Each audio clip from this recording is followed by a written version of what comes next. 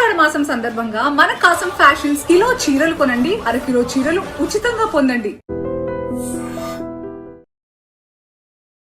MBBS చదవాలి అనుకున్న వాళ్ళ పరిస్థితి ఏంటి? చెయ్యొచ్చా ఎంబీబీఎస్? డబ్బుతో పాటు గౌరవాన్ని సంపాదించే వృత్తి ఏదైనా ఉంది అంటే స్టూడెంట్ ఇంట్రెస్ట్ ఉంటేనే అది సాధ్యం. పేపర్ లీకేజ్లు, మళ్ళీ రీనీట్ కండక్ట్ చేయడము పిల్లల మీద ఎలాంటి ప్రభావం చూపుతుంది సార్? ఫిజిక్స్ ఎగ్జామ్ రాసిన తర్వాత కెమిస్ట్రీ ఎగ్జామ్కి వెళ్తున్నప్పుడు ఎవరైనా ఫిజిక్స్ క్వశ్చన్ అడిగితే ఇప్పుడు ఈ రీ ఎగ్జామ్ జరుగుతున్నప్పుడు ఇప్పుడు మళ్ళీ దాన్ని చదివిన సబ్జెక్టే చదవడం అనే అంత నరకం స్టూడెంట్కి ఇంకోటి ఉన్నది. సహజంగా ఒక్క నిమిషం లేట్ అయితే పోలీసుల దగ్గర కనికరించరు. 3 hours రాసే దాని మీద ఎందుకు ఆధారపడాలి? అన్ని ఇంక్లూడ్ చేసి నీట్ ఎగ్జామ్ లో ఒక వెయిటేజ్ ఇస్తే బాగుండే కదా. ఎగ్జాక్ట్ అండి. గవర్నమెంట్ ఆఫ్ ఇండియా ఇవన్నీ సినారియో చూసిన తర్వాత ఆ 3 గంటల ఎగ్జామ్స్ నిర్ణయించడం కరెక్ట్ కాదు. ఎందుకు టెక్నాలజీ ఇంత ఇంప్రూవ్ అయినా ఆన్లైన్ కి ఎందుకు రావట్లేదు మన గవర్నమెంట్? అంటే టెక్నాలజీ పరంగా ఇప్పుడు టీసీఎస్ బాగా ఆన్లైన్ ఎగ్జామ్ చాలా కండక్ట్ చేస్తుంది. కానీ పేరెంట్ మైండ్ సెట్ లో కూడా మార్పు రావాలండి. ఇందులో ఆ క్వశ్చన్ పేపర్ కొంత కూడా పేరెంటేనే. ఎంబీబీఎస్ క్వాలిఫై అయిన తర్వాత ప్రాక్టీస్ కూడా ఒక ఎగ్జామ్ పెడితే, ఒక లైసెన్స్ ఎగ్జామ్ పెడితే ఖచ్చితంగా ఈ పని చేయరండి. ఎన్ని లాంగ్ టర్మ్స్ వరకు మనం ట్రై చేయొచ్చు? ఇంటర్మీడియట్ అయిపోగానే ఫ్రెష్ గా రాసి షార్ట్ టర్మ్ అంటాం దాన్ని. ఇమీడియట్ గా 2 నెలల గ్యాప్ లో రాస్తారు. సో వాడికి నాలెడ్జ్ ఉన్నా కూడా ప్రజెంట్ చేసే స్కిల్ ఇవన్నీ కూడా ఆ ఇంటర్మీడియట్ సిలబస్ లో లేకపోవడం వల్ల అందరూ మెడిసిన్ చదివితే మరి అందరూ డాక్టర్లు అవుతే పేషెంట్ ఎంత పర్సెంటేజ్ పాస్ రేట్ ఉంటుంది? ఫ్రాంక్లీ స్పీకింగ్ మీరు 100 మంది రాస్తే 1% 2% సింగిల్ డిజిటే ఉంటుంది. సింపుల్ గా నీట్ లో క్వాలిఫై అవ్వని వాళ్ళు అబ్రాడ్ లో ఎంబీబీఎస్ సీట్ వచ్చినా వెళ్ళినా అసలు చేయకండి. రిటర్న్ వచ్చిన తర్వాత మీకు లైఫ్ 6 సంవత్సరాల టైము, మనీ, తర్వాత వెనక్కి వెళ్ళి కెరీర్ ఇంకా మళ్ళీ బిల్డ్ చేసుకోవడం ఇంపాసిబుల్. మెడికల్ ఎడ్యుకేషన్ అనేది చాలా సీరియస్ సబ్జెక్ట్. తపస్ చేస్తే కానీ రేపొద్దున ఆ నాలెడ్జ్ గెయిన్ చేయలేడండి. ఎక్కడైనా మెడికల్ కాలేజీలో 2000 3000 మంది బయటకు వస్తారండి. తక్కువ స్టూడెంట్స్ ఉండాలి, ఎక్కువ పేషెంట్స్ ఉండాలి. Hello everyone, welcome to I dream. This is anchor Lasya Reddy. Especially ఇండియాలో, అందులోనూ మన తెలుగు వాళ్ళు ఎంబీబీఎస్ చదవాలి అనేది చాలామందికి అటు పేరెంట్స్ కానీ ఇటు స్టూడెంట్స్ కానీ కలగా ఉంటుంది. అయితే చాలామంది లక్షల్లో రాస్తుంటారు. కాలేజెస్ కొన్ని ఉన్నాయి. నీట్ క్వాలిఫై అవ్వాలా లేదా ఒకవేళ క్వాలిఫై అవ్వకపోతే లాంగ్ టర్మ్స్ తీసుకోవాలా లేదా, ఎంబీబీఎస్ఏ చేయాలా, ఇంకొంతమంది అబ్రాడ్ ఆప్షన్స్ చూస్ చేసుకుంటున్నారు. అందులో చాలామంది ఫస్ట్ ఇయర్ వెళ్ళిన తర్వాత సెకండ్ ఇయర్ నుంచి చాలా ఇబ్బందులు ఫేస్ చేస్తున్నారు. ఎంబీబీఎస్ అయిపోయిన తర్వాత ఇక్కడికి వచ్చాక ఎటువంటి ఎగ్జామ్స్ రాయాలి, ఎటువంటి లైసెన్సెస్ ఉండాలి, లేకపోతే యుఎస్ఎంఎల్ఈకి వెళ్ళి అక్కడ యుఎస్లో యుఎస్ఎంఎల్ఈ రాయాలా. సో ఈ కైండ్ ఆఫ్ కన్ఫ్యూజన్స్ ఉన్నాయి. అమాయకంగా చాలామంది పేరెంట్స్ కావచ్చు, స్టూడెంట్స్ కావచ్చు తెలియకుండా ఒక రాంగ్ స్టెప్ వేస్తున్నారు. ఆ ఒక్క రాంగ్ స్టెప్ వల్ల 5 yearsే కాదు వాళ్ళ ఫ్యూచర్ మొత్తము ఒక డౌట్లోకి వెళ్ళిపోతుంది అనమాట. సో ఇవన్నీ క్లారిఫై చేసుకోవాలి అనుకుంటే అసలు ఎంబీబీఎస్ ఎలా చదవాలి, ఇండియాలో ఎలా చదవాలి, ఏ రకంగా చదవాలి, అబ్రాడ్లో ఉంటే ఏ రకమైన యూనివర్సిటీ చూస్ చేసుకోవాలి, ఎలా ఉండాలి, కరెక్ట్ పాత్ అనేది చాలా క్లియర్గా ఎక్స్ప్లెయిన్ చేయడానికి మనతో పాటు ఉన్నారు మెడికల్ ఎడ్యుకేషన్ ఎక్స్పర్ట్ రవికాంత్ గారు. నమస్కారం రవికాంత్, ఎలా ఉన్నారు? ఫైన్ అండి. సో నిజంగా రవికాంత్ గారు, చాలా బాధాకరంగా అనిపిస్తుంది పాపం స్టూడెంట్స్ని చూస్తే. ఎందుకంటే ఎస్పెషల్లీ ఎంబీబీఎస్ ఎంసెట్ కానీ లేకపోతే ఏ కాంపిటేటివ్ ఎగ్జామ్ ఎంబీబీఎస్ రాయాలనుకున్నా, నీట్ ఎగ్జామ్ కానీ, అవి పేపర్ లీకేజ్లు అవుతున్నాయి ఫస్ట్, లేదా చాలా టఫ్ క్వశ్చన్స్ ఉంటున్నాయి. ఇంతమంది లక్షల్లో మంది రాస్తున్నారు, వేలల్లో సీట్లు ఉంటున్నాయి. Apart from reservations, non merit, management తీసేస్తే నిజంగా ఎంబీబీఎస్ చదవాలి అనుకున్న వాళ్ళ పరిస్థితి ఏంటి? చెయ్యొచ్చా ఎంబీబీఎస్ ఇప్పుడున్న పరిస్థితుల్లో? తప్పకుండా అండి. అంటే మెడికల్ ఎడ్యుకేషన్ అనేది అబ్వియస్లీ అట్రాక్షన్ ఉన్న ఫీల్డ్. ఎందుకంటే గౌరవంతో పాటు డబ్బుతో పాటు గౌరవాన్ని సంపాదించే వృత్తి ఏదైనా ఉంది అంటే ఖచ్చితంగా అది సాటిస్ఫాక్షన్ కూడా ఇస్తుంది. అంటే వాళ్ళకి ఒక లైఫ్లో కెరీర్లో నలుగురు నుంచి రెస్పెక్ట్ తీసుకుంటున్నప్పుడు మనీతో కాకుండా ఒక సాటిస్ఫాక్షన్, సెల్ఫ్ సాటిస్ఫాక్షన్ దొరికే ఒక ప్రొఫెషన్ ఏదైనా ఉందంటే, అంటే ఇన్స్టెంట్గా ఒక ఆపరేషన్ థియేటర్ నుంచి బయటకు రాగానే ఒక ప్రాణం నిలబడితే అది ఇన్స్టెంట్గా రిజల్ట్స్ కనిపిస్తుంది. కాబట్టి కనిపించే లైవ్ భగవంతుడిగా మనం మెడిసిన్ డాక్టర్స్ని చూస్తాం. కాబట్టి అది అంత ప్రాధాన్యత కూడుకుంది. కాబట్టి ఆబ్వియస్లీ అందరికీ దాని మీద ఇది ఉంటుంది. కాకపోతే ఆశతో పాటు కొంత అర్హతలు కూడా చాలా ఖచ్చితంగా అవసరం. దాని తగ్గట్టుగా ఎఫర్ట్ పెట్టాలి. దాని తగ్గట్టుగా మినిమం క్వాలిఫికేషన్స్ స్టూడెంట్స్లో ఆ ఎబిలిటీ ఉండాలి. సహజంగా మన సొసైటీలో జరుగుతుంది ఏంటంటే, మన ఫ్యామిలీ సిస్టంలో సో పేరెంట్స్ సహజంగా డెసిషన్ మేకర్ అవుతారు స్టూడెంట్ కంటే కూడా. ఇక్కడే మొదటి మిస్టేక్ జరుగుతుంది. అంటే ఇంట్రెస్ట్ ఉందా అబ్బాయి కానీ అమ్మాయి కానీ, ఎంబీబీఎస్ చదవగలడా, అంత స్తోమత ఉందా అన్నది ఫస్ట్ ఆలోచించాలి. చేయట్లేదు. ఎందుకంటే మామూలుగా పిల్లల్ని వాళ్ళు ఇంకా 10th క్లాస్ అయిపోయిన చిన్న పిల్లలే వాళ్ళకి ఏం తెలియదు అనే మామూలుగా ధోరణిలో ఉంటారు.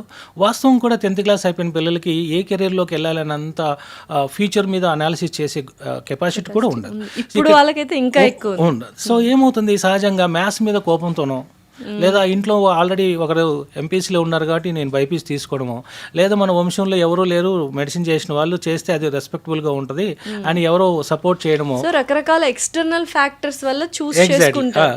అంటే డాక్టర్ కావాలనే డ్రీమ్ అన్ఫార్చునేట్లీ చాలా సందర్భాల్లో మెజారిటీ స్టూడెంట్స్ విషయంలో స్టూడెంట్ కంటే పేరెంట్ అవుతుంది. సో అప్పుడు రిజల్ట్స్ కొంచెం ఇబ్బందిగా ఉంటాయి. అది స్టార్టింగ్ ఫ్రమ్ ఇంటర్మీడియట్ మాకు స్కోర్ దగ్గర నుంచి, అంటే పాసింగ్ దగ్గర పర్సంటేజ్ దగ్గర నుంచి, నీట్ స్కోర్ దగ్గర నుంచి, రేపొద్దున ఎంబీబీఎస్లో ఏదో రకంగా ఎంటర్ అయినా రేపొద్దున ఆ తర్వాత రాయాల్సిన ఎగ్జామ్స్, లేదా వాటిలో ఎక్సిల్ అయ్యేది, ఇది స్టూడెంట్ ఇంట్రెస్ట్ ఉంటేనే అది సాధ్యం అండి. First of all student interest, ప్యాషన్గా ఉన్నాడా, డాక్టర్ అవ్వాలని ఒక గొప్ప ఆశయం ఉందా, అలాంటి వాళ్ళు ఫస్ట్ బైపీసీ చూస్ చేసుకోవాలి. పేరెంట్కి ఉండకూడదని ఏం లేదండి. స్టూడెంట్ డ్రీమ్ ఉండి వీళ్ళు సపోర్ట్ ఉంటే అది సక్సెస్ఫుల్ ఫార్మాట్ అండి. అయితే ఇప్పుడు కష్టపడి నీట్ రాసిన, అంత ప్యాషనేట్గా ఉన్న ఈ పేపర్ లీకేజ్లు, మళ్ళీ రీనీట్ కండక్ట్ చేయడము, ప్రెషర్ అంటే పిల్లల మీద ఎలాంటి ప్రభావం చూపుతుంది సార్? ఎందుకంటే ఒక్కసారి ఎగ్జామ్ అయిపోయా అనగానే బుర్ర ఖాళీ చేసేస్తారు. మళ్ళీ ఎగ్జామ్ ఉంది అంటే అది మళ్ళీ నింపుకోవడానికి, ఆ ట్రాన్స్ఫర్మేషన్కి చాలా కష్టపడుతున్నారు. ఎంత ఎఫెక్ట్ అయ్యారు సార్ స్టూడెంట్స్? సహజంగా మనం అందరం కూడా ఏదో ఒక రకమైన ఎడ్యుకేషన్ చేసి వచ్చి ఉంటాం. ఫిజిక్స్ ఎగ్జామ్ రాసిన తర్వాత కెమిస్ట్రీ ఎగ్జామ్కి వెళ్తున్నప్పుడు ఎవరైనా ఫిజిక్స్ క్వశ్చన్ అడిగితే అది ఎంత బాగా రాసి ఉన్నా టకామని గుర్తు చేయడం చాలా కష్టం, గుర్తు చేసుకోవడం. అంటే ఎడ్యుకేషన్ సిస్టమ్ కొంత బట్టి మెథడ్లోనూ, లేదా ఒక రకమైన ర్యాంక్ మిషన్స్ లాగా జరుగుతుంది. అంటే కాన్సెప్ట్ని అర్థం చేసుకోవడం కంటే కూడా స్కోర్ ఎలా చేయడం అనే ఒక రేస్లో అందరూ ఉన్నారు. కాబట్టి ఇప్పుడు ఈ రీ ఎగ్జామ్ జరుగుతున్నప్పుడు పిల్లలు అంత లాంగ్ టర్మ్ తీసుకొని, లేదా సంవత్సరం పాటు ఈ ఒక రకమైన టైం వేస్ట్ చేసుకుని దాని మీద చాలా ఎఫర్ట్ పెట్టి వాళ్ళకి ఎగ్జామ్ ఇచ్చేసిన తర్వాత నెక్స్ట్ డే నుంచి కొంత రిలాక్స్ మూడ్లోకి వెళ్తారు. సడన్గా వాళ్ళకి రీ ఎగ్జామ్ జరుగుతుంది, క్వశ్చన్ పేపర్ లీక్ అవ్వడం లేదా ఏదో అదర్ రీజన్స్ వల్ల జరుగుతుందంటే మనకు తెలియదు. కానీ ఆ పిల్లల మీద చాలా ప్రెజర్ ఉంటుందండి. ఇప్పుడు మళ్ళీ దాన్ని చదివిన సబ్జెక్టే చదవడం అనే అంత నరకం స్టూడెంట్కి ఇంకోటి ఉండదండి. కొత్త సిలబస్ చదువుతుంటే అది చాలా ఇంట్రెస్టింగ్గా కూడా ఉంటుంది, దాని మీద కొంచెం టైం స్పెండ్ చేయగలుగుతారు. కానీ రిపీటింగ్ చేయడం అనేది చాలా పెయిన్ఫుల్ అండి. ఇది నిజంగా స్టూడెంట్స్కి అన్యాయం జరిగినట్టు. అంటే ఫేర్గా ప్రిపేర్ అయిన అది అన్ఫేర్ అండి స్టూడెంట్ పార్ట్లో. కానీ దాన్ని ఎవరిని బ్లేమ్ చేయలేమండి. సిస్టమ్ అది ఫెయిల్యూర్. సిస్టంలో గవర్నమెంట్ ఒకటే లేదండి. ఈ క్వశ్చన్ పేపర్ కొన్న వాళ్ళు ఉన్నారు, అమ్మిన వాళ్ళు కూడా ఉన్నారు. అంటే సిస్టంలో స్టూడెంట్స్, పేరెంట్స్ ఉన్నారు, ఈ మధ్యలో ఉన్న టీచింగ్ ఫ్యాకల్టీ ఉన్నారు, గవర్నమెంట్ సిస్టమ్ కూడా ఉంది. కాబట్టి ఒక్క గవర్నమెంట్ని బ్లేమ్ చేయలేము. అలానే ఈ రీనీట్ లాంటి సిచ్యువేషన్ని మనం యాక్సెప్ట్ చేయలేము. అది ఎంతవరకు కరెక్ట్ కాదు. సహజంగా ఒక్క నిమిషం లేట్ అయితే ఎగ్జామ్ సెంటర్ దగ్గర పిల్లలు కాళ్ళ వేళ్ళ పడ్డ సెక్యూరిటీ పోలీసుల దగ్గర కనికరించరు. అంటే ఒక్క నిమిషం చిన్న అది ఏదో ట్రాన్స్పోర్ట్ నిజంగా చాలా బాధాకరంగా అనిపించింది. అలాంటిది 22 లక్షల మంది మళ్ళీ ఎగ్జామ్ రాయాలంటే, అంటే వాళ్ళు చేయని తప్పుకి ఎవరో కొద్ది మంది, ఒక 5-10 మంది చేసిన తప్పుకి, లేదా ఒక చిన్న గ్రూప్ చేసిన మిస్టేక్కి ఇంతమంది రీ ఎగ్జామ్ రాయడం అనేది చాలా పెయిన్ఫుల్ అండి. సో మళ్ళీ ఆ సబ్జెక్ట్ని ఆ లెవెల్లో పర్ఫామ్ చేయలేకపోవచ్చు అండి. కండిషన్స్ కూడా ఎలా ఉంటాయంటే, ఈ నీట్ ఎగ్జామ్ అనేది 2 సంవత్సరాల ఇంటర్మీడియట్ సిలబస్తో కంపేర్ చేస్తే ఆ 2 సంవత్సరాల పర్ఫార్మెన్స్ని కాకుండా ఆ 3 గంటల పర్ఫార్మెన్స్నే వాడి లైఫ్ని డిసైడ్ చేస్తుందండి. ఆ 3 గంటల కంటే ముందు జరిగే వాడి యొక్క సిచ్యువేషన్స్ కానీ, లేదా ఆ ముందు రోజు జరిగే ఇంట్లో సిచ్యువేషన్స్, సహజంగా కొందరు ఇళ్ళలో ఎవరైనా గ్రాండ్ పేరెంట్స్ లేదా బాగా ఎఫెక్షనేటివ్ ఉన్న పర్సన్ చనిపోయాడు అనుకోండి, వాడి పర్ఫార్మెన్స్ ఖచ్చితంగా దెబ్బతింటుందండి. సో అలాంటిది ఆ రోజు బాగుండొచ్చు అతని లక్, మొదటిసారి రాసిన రోజు. రెండోసారికి అతని ఇంట్లో హెల్త్ బాగుండకపోయిండొచ్చు, లేదా అలాంటి ఏదైనా సిచ్యువేషన్ జరిగి ఉండొచ్చు. అది ఖచ్చితంగా వాళ్ళ కెరీర్ని మార్చేస్తుంది. నిజంగానే మరి ఎంబీబీఎస్ అనేది చాలా పెద్ద కోర్సు. ఆ 3 hours రాసే దాని మీదే ఎందుకు ఆధారపడాలి? 2 years ఇంటర్మీడియట్ రాస్తున్నారు. ఆ థియరీ కానీ, ఐపీ కానీ, ఇంకేదైనా అన్ని ఇంక్లూడ్ చేసి నీట్ ఎగ్జామ్లో ఒక వెయిటేజ్ ఇస్తే బాగుండే కదా. ఎగ్జాక్ట్ అండి. గవర్నమెంట్ ఆఫ్ ఇండియా ఈ కంటిన్యూస్గా ఈ పేపర్ లీక్స్ జరుగుతున్న ఇవన్నీ సినారియో చూసిన తర్వాత మామూలుగా ఎడ్యుకేషన్ ఎక్స్పర్ట్స్ నుంచి కూడా డిమాండ్ ఏంటంటే, వాడి యొక్క 2 years ఆఫ్ బైపీసీ ఎడ్యుకేషన్ని ఆ 3 గంటల ఎగ్జామ్స్ నిర్ణయించడం కరెక్ట్ కాదు. చిన్న అట్మాస్ఫియర్, లేదా గంటలో లేట్ అయ్యాడు, ట్రాఫిక్లో తొందరపడి, ఒక చిన్న ఏజ్ అండి, చాలా టెన్షన్ పడే ఇది ఉంటుంది. ఆ టెన్షన్ కూడా ఒక అరగంట దాకా ఎగ్జామ్ హాల్లో ఎఫెక్ట్ చేస్తుందండి. మళ్ళీ టైం కౌంట్స్ అండి ఎగ్జామ్ హాల్లో. సో ఖచ్చితంగా దీన్ని మార్చాలండి ఖచ్చితంగా. దీన్ని వచ్చే మార్పులు ఏంటంటే గవర్నమెంట్ ఆఫ్ ఇండియా కూడా రీసెంట్గా అనౌన్స్ చేశారు. ఇంటర్మీడియట్లో కూడా ఒక 50% ఆ బైపీసీ మార్క్స్ని వెయిటేజ్ ఇవ్వడం, తర్వాత ఈ ఎగ్జామ్ని ఆన్లైన్ మోడ్లో సహజంగా ఇంతమందికి 22 లక్షల మందికి ఇంత స్కేల్లో ఆన్లైన్ చేయడం అనేది కొంత ఇబ్బంది. బట్ గవర్నమెంట్ ఆఫ్ ఇండియా అనుకుంటే చేయగలదు. సో ఆన్లైన్లో చేయడం అంటే ఈ ట్రాన్స్పోర్ట్లోనే క్వశ్చన్ పేపర్ లీక్ అవుతుందండి. అంటే ప్రింటింగ్ ప్రెస్ నుంచి ఎగ్జామ్ హాల్కి రీచ్ అయ్యి ఎగ్జామ్ హాల్ నుంచి క్వశ్చన్ పేపర్ మళ్ళీ ఆ కస్టడీ సెక్యూరిటీ ప్లేస్కి వెళ్ళే ఈ మధ్యలో చాలా స్కోప్ ఎక్కువ ఉంది. సో ఆన్లైన్ ఎగ్జామ్లో చాలా తక్కువ స్కోప్ ఉంటుంది. అదే అర్థం కాలేదు. ఇంత టెక్నాలజీ పెరిగిన తర్వాత ఆల్రెడీ ఒకసారి ఎక్కడో లీకేజెస్ అనేవి జరిగాయి. సో మళ్ళీ జరుగుతున్నాయి, పిల్లలు ఎఫెక్ట్ అవుతున్నారు, ప్రాణాలు పోగొట్టుకుంటున్నారు. ఎందుకు టెక్నాలజీ ఇంత ఇంప్రూవ్ అయినా ఆన్లైన్కి ఎందుకు రావట్లేదు మన గవర్నమెంట్ అనేది ఏమన్నా తెలుసా సార్? అంటే టెక్నాలజీ పరంగా ఇప్పుడు టీసీఎస్ బాగా ఆన్లైన్ ఎగ్జామ్ చాలా కండక్ట్ చేస్తుంది. కానీ 22 లక్షల మందికి ఒకేసారి ఎగ్జామ్ పెట్టాలండి. 2 షిఫ్ట్లో పెట్టడానికి 2 షిఫ్ట్లో పెట్టడానికి కష్టం అండి. అంటే మార్నింగ్ మీకు ఎగ్జామ్ ఉందనుకోండి, ఈవినింగ్ నాకు ఎగ్జామ్ ఉందనుకోండి, ఆఫ్టర్నూన్ సెషన్లో మీరు క్వశ్చన్ పేపర్ అలో చేయరు. మామూలుగా ఎగ్జామ్లోనే ఉంటుంది, అక్కడ ఇచ్చేసి రావాలి. కానీ మెమరీతో మీరు కొన్ని క్వశ్చన్లు నాకు ట్రాన్స్ఫర్ చేసే అవకాశం ఉంటుంది. సో నేను మళ్ళీ పర్ఫామ్ చేస్తే అది అన్ఫేర్ అవుతుంది మిగతా వాళ్ళకి. అది కొన్ని టెక్నికల్ ఇష్యూస్ ఉన్నాయి, మళ్ళీ మనమే క్లెయిమ్ చేస్తామండి. ఈ షిఫ్ట్ వైజ్ కండక్ట్ చేయడానికి కొన్ని టెక్నికల్ ఇష్యూ ఉన్నాయి. మళ్ళీ కోర్టుకు వెళ్ళారు. నీట్ పీజీ విషయంలో ఇలాగే జరిగింది. అంతమందికి ఒకేసారి చేయలేకపోతే సో 2 షిఫ్ట్లో పెట్టినప్పుడు ఒకే క్వశ్చన్ పేపర్ ఇస్తేనేమో లీకేజ్ అయ్యే ఛాన్స్ ఉంది. లేదా ఇద్దరికి 2 రకాల క్వశ్చన్ పేపర్లు ఇస్తే దాంట్లో ఉన్న టఫ్నెస్ లో కనుక డిఫరెన్స్ ఉంటే మాకు అన్ఫేర్ అనే మళ్ళీ కోర్టుకు వెళ్ళే అవకాశం ఉందండి. ఇది ప్రజాస్వామ్యం అండి. సో ఇది అంత ఈజీ కూడా కాదండి గవర్నమెంట్ లో చేయడం కూడా. కాకపోతే ఇక్కడ ఏంటంటే పేరెంట్ మైండ్ సెట్ లో కూడా మార్పు రావాలండి. ఇందులో ఆ క్వశ్చన్ పేపర్ కొంత కూడా పేరెంటేనండి, అందులోనూ ఎడ్యుకేటెడ్ పేరెంట్ అండి, ఎవరు ఫార్మర్స్ కొనలేదండి. ఎందుకు ఈ పిచ్చి పని చేస్తున్నారు అంటే, తప్పు చేసైనా మెడికల్ కాలేజ్లో సీట్ సంపాదిస్తే వాడు గ్యారంటీగా డాక్టర్ అయిపోతాడు నా బాబు లేదా పాప అనే ఒక మొండి ధైర్యం ఉందండి. అదే ఒక మళ్ళీ ఇప్పుడు ఎంట్రన్స్ ఎగ్జామ్ ఎలా పెడతారో ఎంబీబీఎస్ క్వాలిఫై అయిన తర్వాత ప్రాక్టీస్ కూడా ఒక ఎగ్జామ్ ఒక లైసెన్స్ ఎగ్జామ్ పెడితే ఖచ్చితంగా ఈ పని చేయరండి. బట్ నెక్స్ట్ అనేది వస్తుందండి. నెక్స్ట్ అనేది ఇంప్లిమెంటేషన్ కనుక చేస్తే అది ఒకటండి. అంటే 50% ఇంటర్మీడియట్ మార్క్స్ వెయిటేజ్ ఇవ్వడం ఫేర్ అండి. ఎందుకంటే 2 సంవత్సరాలు చదివిన ఎడ్యుకేషన్కి మన వాల్యూ లేకుండా ఈ 3 గంటలనే తీసుకోవడం అనేది రాంగ్ అండి. తర్వాత ఈ ఆన్లైన్ ఎగ్జామ్స్ పెట్టడం వల్ల ఈ ట్రాన్స్పోర్ట్లో జరిగే లీకేజ్ని మనం కంట్రోల్ చేయొచ్చు. తర్వాత ఈ లైసెన్స్ ఎగ్జామ్ పెట్టినప్పుడు ఖచ్చితంగా ఎవరైనా అమ్మేవాడు ముందుకు వచ్చినా కొనేవాడు ఉండడండి. ఎందుకంటే ఇప్పుడు కొన్ని మెడిసిన్లో జాయిన్ అయినా కూడా 6 సంవత్సరాల తర్వాత అంటే 5.5 సంవత్సరాల తర్వాత రేపొద్దున పెట్టబోయే లైసెన్స్ ఎగ్జామ్ పాస్ కాకపోతే ఈ 5.5-6 years ఒక టైము మనీ కూడా వేస్ట్ అయిపోతాయని ఒక భయం ఉంటుందండి. ఆ భయాన్ని కలిగించడం వల్ల మనం సిస్టమ్ని కంట్రోల్ చేయొచ్చండి. ఆ భయం అనేది వచ్చినప్పుడు ఖచ్చితంగా అమ్మేవాడు ఉన్న కొనేవాడు ఉన్నాడు. కాబట్టి కొనేవాడు లేకుండా చేస్తే అమ్మేవాడు లేకుండా ఆటోమేటిక్ అయిపోతుంది. సో ఆన్లైన్ ఎగ్జామ్ పెట్టడం కష్టమైనప్పుడు అట్లీస్ట్ నెక్స్ట్ ఇంప్లిమెంట్ చేస్తే బెటర్. ఆన్లైన్ కూడా పాసిబులే, కొంత టైం టేకింగ్. సో ఇన్స్టెంట్ గా చేయలేకపోయినా నెక్స్ట్ అకాడమిక్ ఇయర్ అంతా చేయొచ్చు. బట్ మీరు అన్నట్టు నెక్స్ట్ ఎగ్జామ్ కనుక కండక్ట్ చేస్తే అది 1 stop సొల్యూషన్ అనమాట. అంటే ఇవాళ 22 లక్షల మందికి ఎగ్జామ్ కండక్ట్ చేయలేమేమో కానీ ఆ రోజు 1,20,000 లేదా మహా అంటే 1,30,000 కొత్తగా పెరిగిన సీట్లతో పోల్చుకుంటే ఇండియా మొత్తం అంతమంది డాక్టర్స్ అండి, వాళ్ళందరే బయటకు వస్తారండి. దాంట్లో కొన్ని డ్రాప్ అవుట్స్ కూడా ఉండొచ్చండి. బట్ స్టిల్ 1,30,000 కౌంట్ చేసినా కూడా ఒక్కొక్కరికి ఒక కానిస్టేబుల్ పెట్టి పెట్టచ్చండి ఎగ్జామ్. సో అప్పుడు ఖచ్చితంగా ఎగ్జామ్ ని లీకేజ్ లేకుండా చేయొచ్చు, అక్కడ ఫిల్టర్ అయిపోతారండి. సో ఆ భయం ఎప్పుడైతే ఉంటుందో సొసైటీలోకి లైసెన్స్ లేకుండా వెళ్ళలేము, ఆ ఎగ్జామ్ లేకుండా వెళ్ళలేము, ఈ రకమైన ధైర్యం అంటే సొసైటీలో ఖచ్చితంగా డిఫాల్ట్ రిజిస్ట్రేషన్ వస్తుందనే ఒక భరోసా అది సొసైటీ వాళ్ళకి ఇచ్చేసింది, సిస్టమ్ ఇచ్చేసింది వాళ్ళు. అది కనుక ఆ సిస్టమే కనుక మళ్ళీ రీప్లేస్ చేసింది అనుకోండి ఎగ్జామ్తో, ఖచ్చితంగా ఇది జరగదండి. అయితే ఇప్పుడు ఎంబీబీఎస్ అనేది చాలామంది కల అవ్వాలి అన్న ఒక గట్టి ఆశయం ఉంటుంది. అది ఖచ్చితంగా కొట్టాలి అని చెప్పి ఇంతమంది రాస్తున్నారు కాబట్టి first long term, second long term, third long term ఇలా ఇచ్చుకుంటూ వెళ్తారు. ఎన్ని లాంగ్ టర్మ్స్ వరకు మనం ట్రై చేయొచ్చు, ఆ తర్వాత ఇది మన కప్ ఆఫ్ టీ కాదు బయటికి వెళ్ళిపోవచ్చు అని అనుకుంటారు. సహజంగా అండి, పాపం పేరెంట్స్లో ఉన్న ఈ ఒక మొండి ఆశ అందాం దాన్ని. అంటే పిల్లవాడు పాపం ఫస్ట్ ఇయర్ ఒక ఇంటర్మీడియట్ అయిపోగానే ఫ్రెష్గా రాసి షార్ట్ టర్మ్ అంటాం దాన్ని, ఇమీడియట్గా 2 నెలల గ్యాప్లో రాస్తారు. సరే, అందులో ఇమీడియట్గా రావడం అనేది అంత ఎక్స్పెక్ట్ చేయడం, ఎందుకంటే ఇంటర్మీడియట్ అంతా లాంగ్ థియరీ బేస్ ఉంటుంది, షార్ట్ ఆన్సర్స్, లాంగ్ ఆన్సర్స్ అంటే డీటెయిల్డ్గా రాసే స్కోప్ ఉంటుంది. డయాగ్రామ్ వేయాలి, దానికి ఒక marks, 5 marks questions, 2 marks questions ఇలా ఉంటుంది. అదే ఈ నీట్ వచ్చేపాటికేమో short answer, yes or no ఉన్న ఆప్షన్స్లోనే మీరు సెలెక్ట్ చేసుకోవాలి. మీకు డీటెయిల్గా చెప్పడానికి స్కోప్ లేదు. అందుకే సిబిఎస్ఈ పిల్లలు ఈ స్టేట్ సిలబస్ పిల్లలతో కంపేర్ చేస్తే వాళ్ళకి ఆ కాన్సెప్ట్ ఓరియంటెడ్ ఉంటుంది సిలబస్ టీచింగ్ కానీ లెర్నింగ్ ప్రాసెస్ కానీ.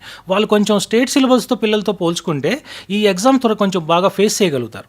సో కాన్సెప్ట్ మీద ఉంటుంది. మన ఏపీ స్టేట్ సిలబస్లో కొంచెం బట్టి మెథడ్స్ ఉండడం వల్ల ఆ డీటెయిల్ ఆన్సర్ వచ్చు, వాడికి ఆన్సర్ వచ్చు, అది డీటెయిల్గా రాయడం వచ్చు, బాగా టైం కావాలి.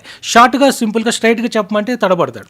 సో వాడికి నాలెడ్జ్ ఉన్నా కూడా ప్రజెంట్ చేసే స్కిల్ ఇవన్నీ కూడా ఆ ఇంటర్మీడియట్ సిలబస్లో లేకపోవడం వల్ల సడన్గా ఈ నీట్ లాంటి అంటే మల్టిపుల్ చాయిస్ క్వశ్చన్స్ ఇవి. సో అందులో ఉన్నవే సెలెక్ట్ చేసుకోవాలి ఉంటుంది. అక్కడే ఆన్సర్ అక్కడే కళ్ళ ముందు ఏదో 4 ఆప్షన్లు ఒకటి ఉంటుంది. కానీ దాన్ని ఒక వర్డ్లో చెప్పాలి, ఒక వర్డ్లోనే ఇది చేయాలి. ఆ క్వశ్చన్ అంతా చదివి దాన్ని ఆన్సర్ చేయాలి. ఈ మధ్య లెంతీ క్వశ్చన్స్ ఇస్తున్నారు, ప్రాబ్లమాటిక్ క్వశ్చన్స్ ఇస్తున్నారు.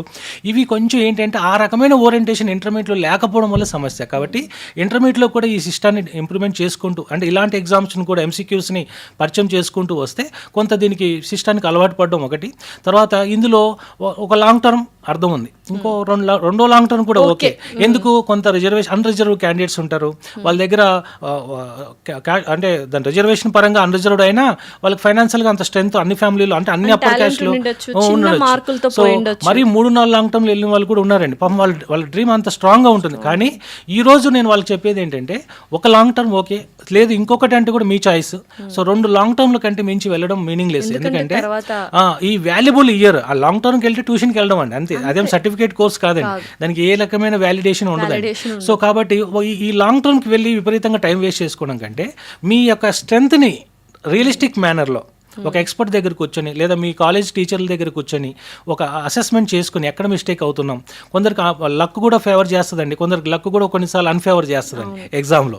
సో కాబట్టి ఈ లాంగ్ టర్మ్కి వెళ్ళే ధోరణి 2 సంవత్సరాలు అంటే అర్థం ఉందండి. 3, 4, 5 చేయడం అంటే 5 సంవత్సరాలు వేస్ట్ చేసినట్టండి. సో కాబట్టి ఆ లాంగ్ టర్మ్కి వెళ్ళే బదులు ఇండియాలో కనుక సీట్ రాకపోతే బయటికి వెళ్ళొచ్చు. బయటికి వెళ్తున్నప్పుడు అబ్రాడ్లో చాలా మంచి కాలేజీలు ఉన్నాయి, చాలా మంచి కంట్రీస్ ఉన్నాయి, వాటిని ప్రాపర్గా సెలెక్ట్ చేసుకొని వెళ్ళిపోవచ్చు. బట్ బయటికి వెళ్ళాలన్నా నీట్ క్వాలిఫై కావాలి. ఇక్కడ ఎవరు లాంగ్ టర్మ్ వెళ్ళాలి అంటే ఫస్ట్ ఒకసారి షార్ట్ టర్మ్ తర్వాత లాంగ్ టర్మ్ ఎగ్జామ్ ఇచ్చిన తర్వాత సరే ఫస్ట్ టైం కాబట్టి అంత ప్రిపేర్డ్గా ఉండడు కాబట్టి అందరూ లాంగ్ టర్మ్ వెళ్ళినా తప్పులేదు. ఒక లాంగ్ టర్మ్ తర్వాత కొంచెం వాడికి రావాల్సిన కేటగిరీకి వాడికి రావాల్సిన జెండర్కి దగ్గరలో మిస్ అయ్యాడు అనుకోండి, లాంగ్ టర్మ్ వెళ్తే అర్థం ఉందండి. జస్ట్ క్వాలిఫై కానోడు కూడా లాంగ్ టర్మ్ వెళ్ళిపోతున్నాడండి. ఎందుకని ఆ లాంగ్ టర్మ్ ఇన్స్టిట్యూట్లు కూడా ఏం చెప్తున్నాయి, మీరు క్వాలిఫై కాకపోయినా పర్వాలేదు 1 year తర్వాత మళ్ళీ ఈసారి మీకు డైరెక్ట్గా గవర్నమెంట్ సీట్ వచ్చేలాగా మిమ్మల్ని ప్రిపేర్ చేస్తామని చెప్తూ ఉంటారండి. అంటే రియల్ ఎబిలిటీస్ మనం అసెస్ చేసుకోకపోతే వాళ్ళు చెప్పే మాటలు వింటే ఇలాగ జరుగుతుంది. ఎవరు వెళ్ళాలి, దగ్గరలో మిస్ అయ్యి కొద్ది దూరంలో ఇంకొక 50 మార్కులు ఇంకొక 30 మార్కులు వచ్చి ఉంటే తనకు సీట్ వచ్చేది అనే ఒక అంచనా జరిగినప్పుడు ఒక అనాలిసిస్ చేసుకొని వాళ్ళు వెళ్తే తప్పులేదండి.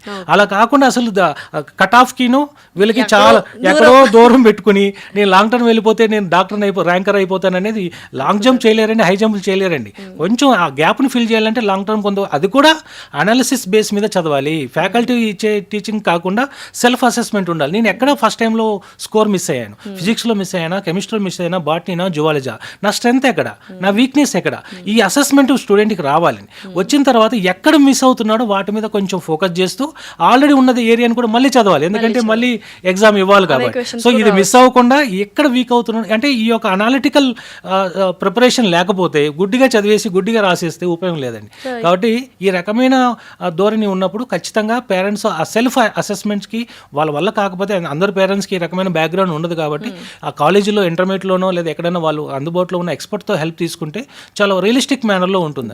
లాంగ్ టర్మ్ వెళ్ళాలా వద్దా, అబ్రాడ్ వెళ్ళాలా వద్దా, అసలు మెడిసిన్ చదవాలా, అందరూ మెడిసిన్ చదివితే మరి అందరూ డాక్టర్లు అవుతే పేషెంట్లు కాదండి, డాక్టర్కి సపోర్టింగ్ స్టాఫ్ కావాలండి, నర్సింగ్ కావాలండి, తర్వాత డెంటల్ కావాలండి, తర్వాత యునానీ కోర్సెస్ ఉన్నాయండి, ఇన్ని రకాల అందరూ లైఫ్ లీడ్ చేస్తారండి హ్యాపీగా. ఒట్టి డాక్టర్ మాత్రమే బతకడం లేదు, డాక్టర్లు కావాలని కోరుకోవడం తప్పు కాదు, ఆశపడడం తప్పు కాదు. మనకు అవ్వుద్దా లేదా రియలిస్టిక్ మేనర్ లో కొంచెం అందరికీ ఇప్పుడు ఇంట్లో ఉన్న 2 పిల్లలు ఉంటే 2 ఎబిలిటీస్ వేరే ఉంటాయండి. ఒక ఫ్యామిలీ ఒక తల్లికి పుట్టిన పిల్లలకి ఒక 2-3 పిల్లలు ఉంటే ఒకటి చాలా షార్ప్ ఉంటాడు, ఒకటి చాలా డల్ గా ఉంటాడు. అలాంటిది ఇంతమంది సొసైటీలో అందరూ డాక్టర్లు అయిపోవాలి, ఒక కోచింగ్ సెంటర్ లో చేరిన వాళ్ళు అందరూ డాక్టర్ మెరిట్ వస్తారు, ఫోర్స్ఫుల్ గా ఒక మిషన్ లో వేసేసి ర్యాంకర్లు చేయాలనుకుంటే అది అవ్వదండి. ముందుగా స్టూడెంట్ ఆసక్తి ఉందా లేదా, ఫస్ట్ బైపీసీ తీసుకునేటప్పుడు ఎవరి డెసిషన్ ఇది? తర్వాత అయిపోయింది, అప్పుడు అన్న మిస్టేక్ చేశారు. ఇప్పుడున్న అట్లీస్ట్ అది 2 సంవత్సరాలే వేస్ట్ అయింది. ఇప్పుడు మళ్ళీ ఇదే మూర్ఖంగా అదే పద్ధతి మీరు ఫాలో అవుతే పేరెంటే కనుక నేనే డెసిషన్ మేకర్ని, సహజంగా పితృస్వామ్య వ్యవస్థ మంది. ఫాదర్ డెసిషన్ తీసేసుకుంటాడు, నువ్వు మెడిసిన్ చదవాలి, నీకు నాకలా మా నాన్న అంటే మీ తాత కోరుకున్నాడు, లేదా అరకం అమ్మాయినా సరే, ఈ ధోరణి ఉందండి. అంటే ఎడ్యుకేషన్ని చదువుకోవడం కంటే కూడా చదువును కొనే ధోరణి ఎక్కువగా ఉంది, అన్ఫార్చునేట్గా ఉంది అది. సో కాబట్టి ఇందువల్లే మిస్టేక్స్ జరుగుతాయి. ముందు స్టూడెంట్ ఆసక్తి ఉంటే అండి ఈ లాంగ్ టర్మ్ కూడా అవసరం లేదు. సో అయితే ఎలా చూస్ చేసుకోవాలనేది చెప్పారు, ఎవరు చూస్ చేసుకోవాలనేది చెప్పారు. వన్స్ నీట్ క్వాలిఫై అయిన తర్వాత, ర్యాంక్ వచ్చిన తర్వాత కౌన్సిలింగ్ దగ్గర కూడా చాలా మంది పేరెంట్స్ కానీ స్టూడెంట్స్ కానీ కన్ఫ్యూజన్లో ఉన్నారు. అంటే గవర్నమెంట్ కాలేజ్ చూస్ చేసుకుందామా, అంటే కొంచెం ఎక్స్పీరియన్స్డ్ ఉన్న కాలేజెస్, ఓల్డ్ కాలేజెస్ చూస్ చేసుకుందామా, న్యూ కాలేజెస్ చూస్ చేసుకుందాం, ఆ కౌన్సిలింగ్ పద్ధతి అనేది ఎలా ఉండాలండి? గవర్నమెంట్ సీట్ వచ్చిన వాడు ఎలాంటి కాలేజ్ చూస్ చేసుకోవాలి, ప్రైవేట్ కాలేజెస్ వచ్చిన వాళ్ళు ఎలాంటి కాలేజెస్ని చూస్ చేసుకోవాలి? వీళ్ళ దగ్గర కొన్ని ఆప్షన్స్ ఉంటాయి కదా. సహజంగా అండి, మంచి ర్యాంక్ ఉన్నప్పుడు మనం ఏం చేయాలంటే కాలేజీల లిస్ట్ అంతా అనాలిసిస్ చేయాలి. First senior government colleges, senior private colleges. First senior అంటే ఏంటండి, ఒట్టి ఎంబీబీఎస్ ఉంటే సరిపోదు, అది పెట్టి కనీసం 25-30 సంవత్సరాలు అయి ఉండాలి, రైట్? First point. 2, ఒట్టి ఎంబీబీఎస్ ఉంటే కుదరదు, దాంట్లో పీజీ ఉండాలి, రైట్? అంటే పీజీ లెవెల్ దాకా ఉంది అంటే ఇన్ఫ్రాస్ట్రక్చర్, మెడికల్ ఎడ్యుకేషన్ కావాల్సినంత ఎస్టాబ్లిష్ అయిపోయి ఉంటుంది. అది టీచింగ్ ఫ్యాకల్టీ కావచ్చు, ల్యాబ్ కావచ్చు, లైబ్రరీ కావచ్చు. పీజీ బుక్స్ ఉన్నాయనుకోండి, యూజీ వాటికి అది ఉపయోగపడుతుంది, రైట్? అంటే పిహెచ్డి లెవెల్ దాకా ఉంటే ఇంకా మంచిది, రైట్? అంటే ఎంత హైయర్ ఎడ్యుకేషన్ ఎక్కువగా ఉంటే, ఎంత ఇయర్స్ ఎక్కువై ఉంటే ఎస్టాబ్లిష్ అయ్యి, అది అంత మంచి కాలేజ్, నో డౌట్. సో అలాంటి చోట్ల పేషెంట్ ఫ్లో కూడా ఇంపార్టెంట్. అంటే ముందు థియరిటికల్ పార్ట్కి కాలేజ్ క్యాంపస్ అవసరం. తర్వాత గవర్నమెంట్ కాలేజీలో ఉన్న అడ్వాంటేజ్ ఏంటంటే ఖచ్చితంగా గవర్నమెంట్ హాస్పిటల్ అటాచ్డ్ అయి ఉంటుంది. సో పేషెంట్ ఫ్లో అనేది చాలా బాగుంటుంది. సో మెడికల్ ఎడ్యుకేషన్లో patients are the open books. అంటే రోగులు తెరిచిన పుస్తకాలు లాంటి వాళ్ళు. మీరు ఎంత చదువుకుంటే అంత నాలెడ్జ్ ఇస్తారు. బుక్స్ అనేవి ఓన్లీ 30%. ఖచ్చితంగా క్లినికల్ ఎక్స్పోజర్ అంటే క్లినికల్ అంటే ఇదే, ల్యాబ్ కూడా కాదు. ఈ పేషెంట్ తో ఎక్కువ మందితో ఇంటరాక్ట్ అవడం, ఎక్కువ డిసీజ్ ని ర్యాండమ్ గా రిగరస్ గా వాచ్ చేయడం, వాటిని స్టడీ గవర్నమెంట్ కాలేజీలో అవకాశం ఉంటుందండి. అందుకే మీరు చూడండి, ఇది పేరెంట్స్ కూడా తెలుసండి చాలా మందికి. ఎలా అంటే ముందు ర్యాంక్ వచ్చింది అనుకోండి, ఫస్ట్ మంచి మెరిట్ ర్యాంక్ వచ్చింది అనుకోండి, అప్పుడు దాకా వాడు ప్రైవేట్ కాన్వెంట్ లో చదివి ఉంటాడు, ఇంటర్మీడియట్ కార్పొరేట్ కాలేజ్ చదివి ఉంటాడు, కానీ కౌన్సిలింగ్ వచ్చేవాడు గవర్నమెంట్ కాలేజీలో చూస్ చేసుకుంటాడు. అంటే వాళ్ళకి తెలుసు, గవర్నమెంట్ కాలేజీలో మనం కొన్ని న్యూస్ చూస్తుంటాం, అక్కడ వాతావరణం బాగోదని, క్లీనింగ్ ఉండదని, కుక్కలు కొంచెం ఆ పిల్లల్ని ఎలకలు ఇవన్నీ చూస్తుంటాం కదా మనం. అయినా అక్కడ ఎందుకు చేరుస్తారు? పేషెంట్స్ ఎక్కువ ఉంటారని వాళ్ళకి తెలుసండి, పేరెంట్స్కి తెలుసండి. చదువు ఉన్నా లేకపోయినా ఒక రకమైన అండర్స్టాండింగ్ ఉంది. సో కాబట్టి అక్కడ పేషెంట్స్ చూసుకోవాలి, ఆ కాలేజ్ ఎస్టాబ్లిష్మెంట్, అందులో ల్యాబు, లైబ్రరీ, తర్వాత హయ్యర్ ఎడ్యుకేషన్ ఉందా లేదా, ఇది క్రైటీరియా. అలా అయిపోయింది అనుకోండి, తర్వాత గవర్నమెంట్ కాలేజ్లోనే ఫ్రెష్గా వచ్చి ఉంటాయి, మొన్న వచ్చి ఉంటాయి, 1 year 2 year, అలాంటి వాటికి వెళ్ళకండి. గవర్నమెంట్ కాలేజ్ అయినా ప్రైవేట్ కాలేజీలోనే మీకు ఏ కేటగిరీ సీట్ వస్తుంది కాబట్టి అక్కడ కూడా ఫ్రీనే. మళ్ళీ అక్కడ ప్రైవేట్ కాలేజీల్లో 20-30 సంవత్సరాలు, కనీసం 25 సంవత్సరాలు అలా ఉండే సీనియర్ కాలేజీని సెలెక్ట్ చేసుకోండి. మళ్ళీ అలాగే క్రైటీరియా, దాని ఏజు, దాని ఒక హైయర్ ఎడ్యుకేషను, తర్వాత ల్యాబు, లైబ్రరీ, పేషెంట్ ఫ్లో, వాళ్ళకి హాస్పిటల్స్ ఏమి ఉన్నాయి. సో ఖచ్చితంగా గవర్నమెంట్కి ఎక్కువ హాస్పిటల్స్ విషయంలో స్కోప్ ఎక్కువ ఉంటుందండి. అంటే పేషెంట్ ఫ్లో ఎంత ప్రైవేట్ కాలేజీ, ఎంత పెద్ద హాస్పిటల్ ఉన్నా అక్కడ పే చేసే పేషెంట్స్ వస్తారు కాబట్టి జూనియర్స్ని వాళ్ళు అలో చేయరు వాళ్ళని ట్రీట్ చేయడానికి, ఖచ్చితంగా రిస్ట్రిక్షన్. అదే గవర్నమెంట్ గాంధీ ఉస్మానియా లాంటి చోటుకి వెళ్తే ఆప్రాన్ వేసుకుని ఉంటే మనం చాలా మంది చూసాం, న్యూస్లో కూడా చూసాం. ఆ డాక్టర్ కాకపోయినా ఆప్రాన్ వేసుకుని 6 నెలల నుంచి అందులో సర్వీస్ చేస్తున్న ఎవరు గుర్తుపట్టరు. అంటే ఎవరో ఒకరు పట్టించుకుంటే చాలనే దూరంలో ఉంటారు అక్కడ. కాబట్టి అక్కడ అలాంటి పేషెంట్లను కనుక మీరు కనుక ట్రీట్ చేస్తే మీకు కంఫర్టబుల్గా రేపు నీట్ పీజీ రాసిన, ఈవెన్ బయటికి వెళ్ళి వచ్చిన వాళ్ళు ఇండియాకి వచ్చిన తర్వాత ఎఫ్ఎంజీ రాస్తారు. ఈ నీట్ పీజీలో కూడా చాలామంది ఎంబీబీఎస్లోను, ఇంటర్మీడియట్లోను మంచి ర్యాంక్సే ఉంటాయి, మంచి స్కోర్లే ఉంటాయి. పీజీకి వచ్చేపాటికి 2-3 లాంగ్ టర్మ్స్, 2-3 సంవత్సరాల గ్యాప్ వస్తుంటుంది. ఎందుకు వస్తుందంటే ప్రాక్టికల్ కనుక నాలెడ్జ్ లేకపోతే ఈ ప్రాక్టికల్ క్వశ్చన్స్లో స్కోర్ పోతుంది. ఎస్పెషల్లీ బయటికి వెళ్ళి అబ్రాడ్లో చదవచ్చిన వాళ్ళకి ఎఫ్ఎంజీ 2 partsలో ఉంటుందండి. మార్నింగ్ ఏమో పార్ట్ ఏ థియరీ ఉంటుంది 100 మార్క్స్కి, పార్ట్ బి మధ్యాహ్నం ఉంటుందండి, అది వచ్చేసి 200 మార్క్స్ ప్యూర్ ప్రాక్టికల్స్. ఉదయం జరిగే ఎగ్జామ్లో 100 మార్కులు థియరీలు, బుక్స్, మెటీరియల్స్ చాలా దొరుకుతాయి. ఓల్డ్ క్వశ్చన్ పేపర్లు, previous question papers, guess papers, ఇవన్నీ దొరుకుతాయండి. 100కి మెడికల్ ఎడ్యుకేషన్లో 70-80 స్కోర్ చేయొచ్చు. చేయొచ్చండి. సో ఈ 100+ మధ్యాహ్నం జరిగే 200 మొత్తం 300లో వాడు క్వాలిఫై కావాలి, ఇండియాలో రిజిస్టర్ కావాలి, FMG పాస్ కావాలంటే 150 కావాలండి. సో అంటే పార్ట్ బిలో ఎంత కావాలండి? పార్ట్ ఏలో 70 వస్తే ఇంకొక 80 కావాలి. 80 70 + 80 150. అంటే పైన ఎంత వచ్చినా ఉపయోగం లేదు. 150 దాటితే వాడు 150 or 150 పాస్ అయిపోయింది. అంటే ఈ 80 రావాలంటే అవుట్ ఆఫ్ 200 వాడికి ఎక్కడ మెటీరియల్ దొరకదండి. ఏ బుక్స్లో దొరకదు, ఏ గెస్ట్ పేపర్ దొరకదు. నాలెడ్జ్ అది ఎక్కడ దొరుకుతుంది? ఇది ఇండియాలో అయినా అబ్రాడ్లో అయినా. కాలేజీలో దొరకదు, ల్యాబ్లో దొరకదు, లైబ్రరీలో దొరకదు. ఇదంతా దొరికేది హాస్పిటల్స్లో దొరుకుతుంది. అంటే ఒక పేషెంట్ జాయిన్ అయ్యే దగ్గర నుంచి డిశ్చార్జ్ అయ్యేదాకా ఒక సమ్మరీ ఉంటుందండి. దాన్ని we call it case sheet. ఆ కేస్ షీట్ల మీద పట్టు ఉన్నవాడికి, నెంబర్ ఆఫ్ కేస్ షీట్ల మీద పట్టు ఉన్నవాడికి, వెరైటీ ఆఫ్ కేస్ షీట్ల మీద పట్టు ఉన్నవాడికి ప్రాక్టికల్ ఎగ్జామ్ ఎలా వచ్చినా, క్వశ్చన్ ఎంత లెంతీగా ఇచ్చినా, ఎంత మిక్స్డ్గా వచ్చినా, అంత కాంప్లెక్సిటీ ఇచ్చినా కూడా క్వశ్చన్ చదవగానే అర్థం చేసుకుని ఆన్సర్ చేయగలదు. అంటే కాన్సెప్ట్ మీద కంట్రోల్ కమాండ్ ఉంటే కనుక ఆ ప్రాక్టికల్ ఎగ్జామ్లో స్కోర్ చేయగలుగుతారు. సో ఇక్కడే నీట్ పీజీలోనైనా FMGలోనైనా రేపొద్దున కంబైన్డ్గా పెట్టబోయే నెక్స్ట్ ఎగ్జామ్లోనైనా ఎక్కడైనా స్కోర్ పోతుంది అంటే ప్రాక్టికల్స్లోనే పోతుంది. కాబట్టి ప్రాక్టికల్స్ అనేది పేషెంట్ని ఖచ్చితంగా వాళ్ళని ఎంత ఎక్కువ మంది, చాలా మంది ఏం చేస్తుంటారంటే ఆ డ్యూటీలు ఎగరగొట్టడం, అసైన్మెంట్స్ వేరే వాళ్ళతో రాయించడం సహజంగా. అంటే ఆ రోజు తెలియదండి దాని వాల్యూ. సహజంగా ఎడ్యుకేషన్ సిస్టంలో ఎవరైనా, అది ఏ కోర్స్ అయినా, ఒకసారి కాలేజీ నుంచి బయటకు వచ్చిన తర్వాత ఆ రోజు కాలేజీ రోజుల్లో సరిగ్గా చదవకుండా, లేదా ఆ రోజు దాన్ని నెగ్లెక్ట్ చేసి ఆ రియలైజేషన్ ఎప్పుడు ఆ స్కోర్లు రేపొద్దున నెక్స్ట్ లెవెల్కి వెళ్తున్నప్పుడు ఆ స్కోర్లు నేను ఆ రోజు చదవలేదు అని ఒక రియలైజేషన్ అయ్యి ఎవరు వెనక్కి వెళ్ళి చదవలేరండి. ఇంపాసిబుల్ అండి. అది అవ్వదు. ఇంకా ఒకసారి కాలేజ్ నుంచి గ్రాడ్యుయేట్ అయిపోయిన తర్వాత అది మీరు డిస్టింక్షన్తో అవ్వరా, లేదా ఆర్డినరీగా జస్ట్ కంపార్ట్మెంట్లో పాస్ అయ్యారా, లేదా జస్ట్ 2nd, 3rd క్లాస్లో పాస్ అయ్యారా, ఒకసారి బయటకు వచ్చిన తర్వాత అది ఫైనల్ అండి. లేదు నేను తప్పు చేసినప్పుడు నేను వెనక్కి వెళ్ళి మళ్ళీ చదువుతానంటే ఎక్కడ ఏ సిస్టంలో ఏ కంట్రీలో జరగదండి. కాబట్టి ఎడ్యుకేషన్ చేస్తున్నప్పుడే every day, every hour, every minute చాలా వాల్యుబుల్.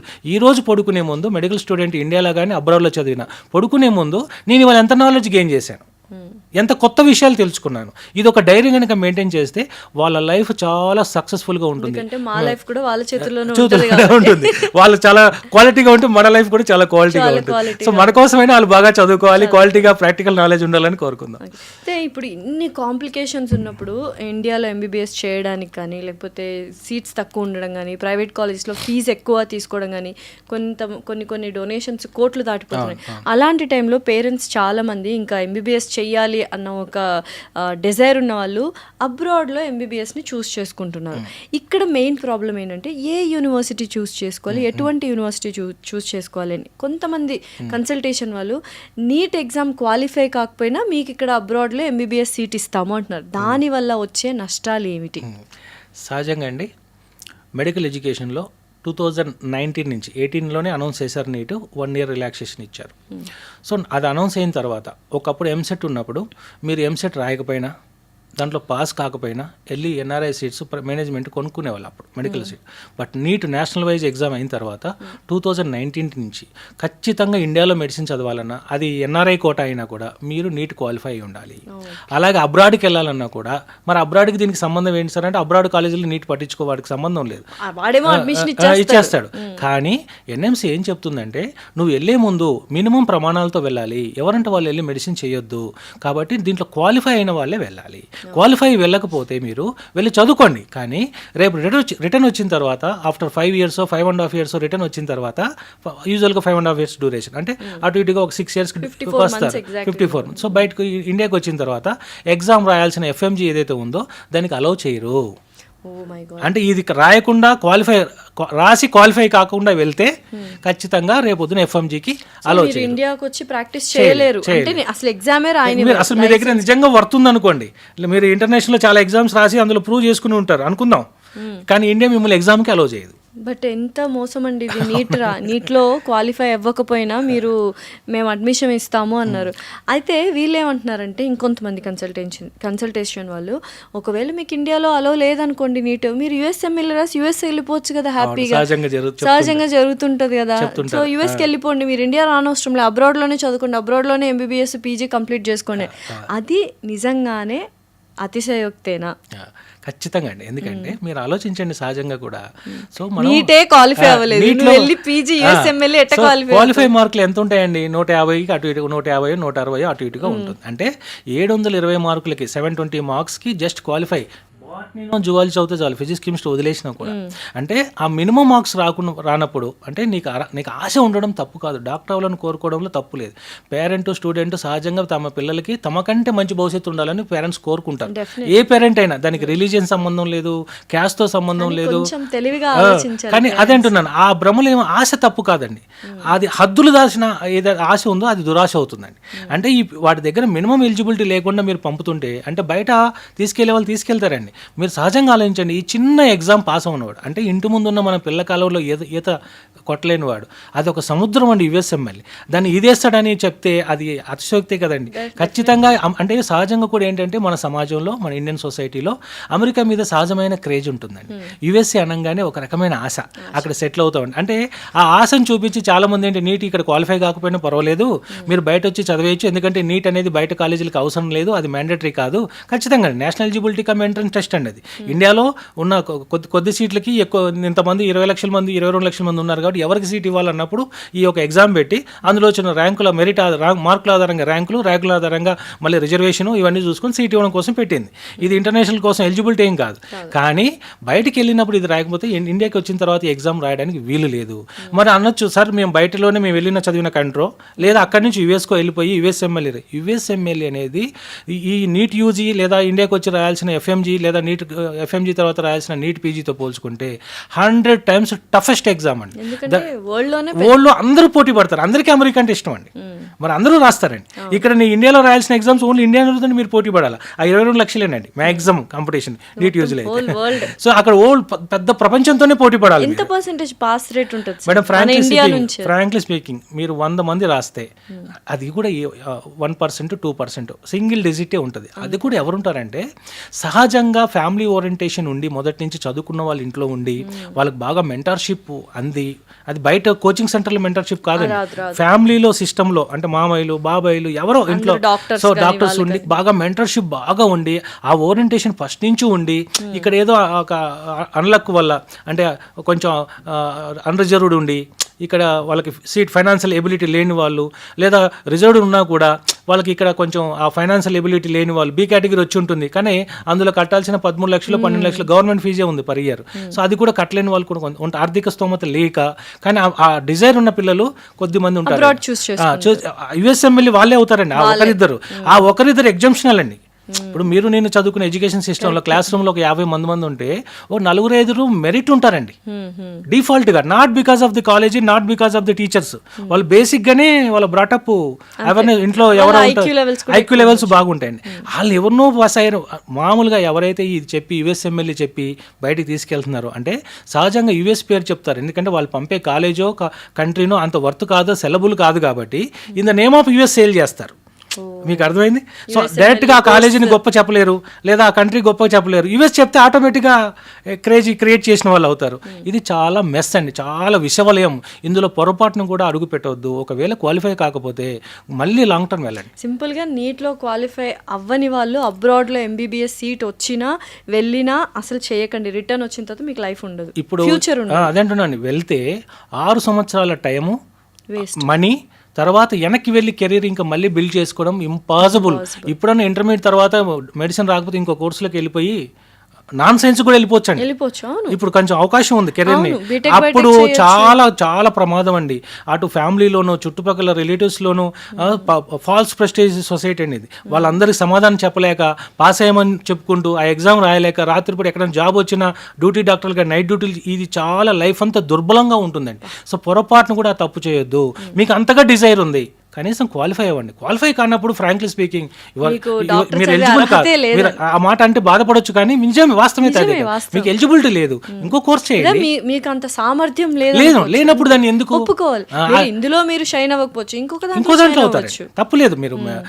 మీరు క్వాలిఫై కాకపోయినంత మాత్రాన మీరు ఇంకా ఎందుకు వేస్ట్ అనిగా కాదు కదా. ఇంకొక కెరియర్, ఇంకొక ఆప్షన్ ఉంటుంది, అలా వెళ్ళాలి. కానీ బ్లైండ్ గా వెళ్ళిపోయి అసలు యుఎస్ఎంఎల్ అనేది అసలు ఇంపాసిబుల్ అండి. ఇప్పుడు దాకా ఎవరైతే యుఎస్ఎంఎల్ పేరు చెప్పి పిల్లల్ని బయటికి తీసుకెళ్తున్నారో ఒక్క స్టూడెంట్ని కూడా ఇదిగో ఈ అబ్బాయి యుఎస్ఎంఎల్ బ్రేక్ చేశాడు మా సంస్థలో మా కాలేజీలో మా కంట్రీలో ఈ రకమైన ఓరియంటేషన్ ఇవ్వడం వల్ల, ఒకవేళ ఎవరైనా నూటికో కోటికో ఒకరైనా వాడు సెల్ఫ్గా వాడి ఫ్యామిలీ సిస్టంలో వాడు ఐక్యూ లెవెల్ డిఫరెంట్గా ఉండడం, అంటే యూనిక్గా ఉండడము, వాడిది ఫస్ట్ నుంచి ఆ బ్రాటప్ అలా ఉండడం, ఆ ఓరియంటేషన్ ఉండడం వల్ల అయి ఉంటాడే కానీ పొరపాటున ఆ కంట్రీ వల్ల కాదు, ఆ కాలేజీ వల్ల అసలు కాదు. సో 100లో కూడా యుఎస్ఎంఎల్ క్రాక్ చేయట్లేదు, కానీ ఇండియా నుంచి అబ్రాడ్లో ఎంబీబీఎస్ చదవడానికి కొన్ని వేలల్లో వెళ్తున్నారు ప్రతి సంవత్సరం.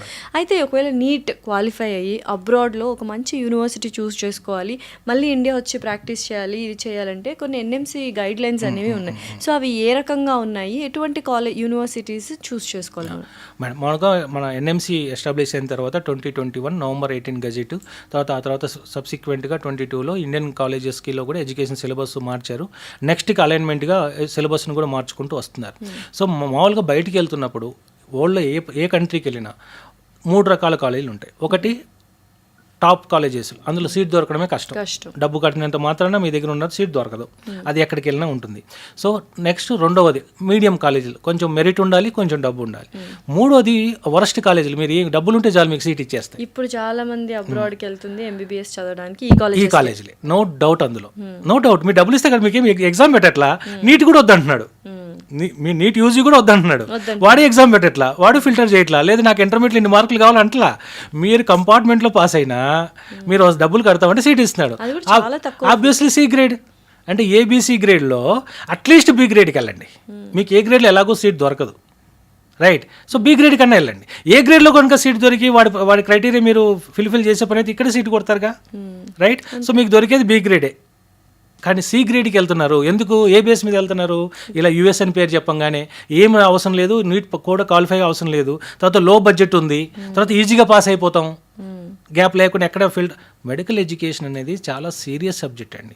సో ఆ సబ్జెక్ట్ని చదవడం అనేది రోజు వాడు ఒక యజ్ఞం చేస్తే కానీ, అందులోంచి తపస్సు చేస్తే కానీ రేపొద్దున ఆ నాలెడ్జ్ గెయిన్ చేయలేడండి.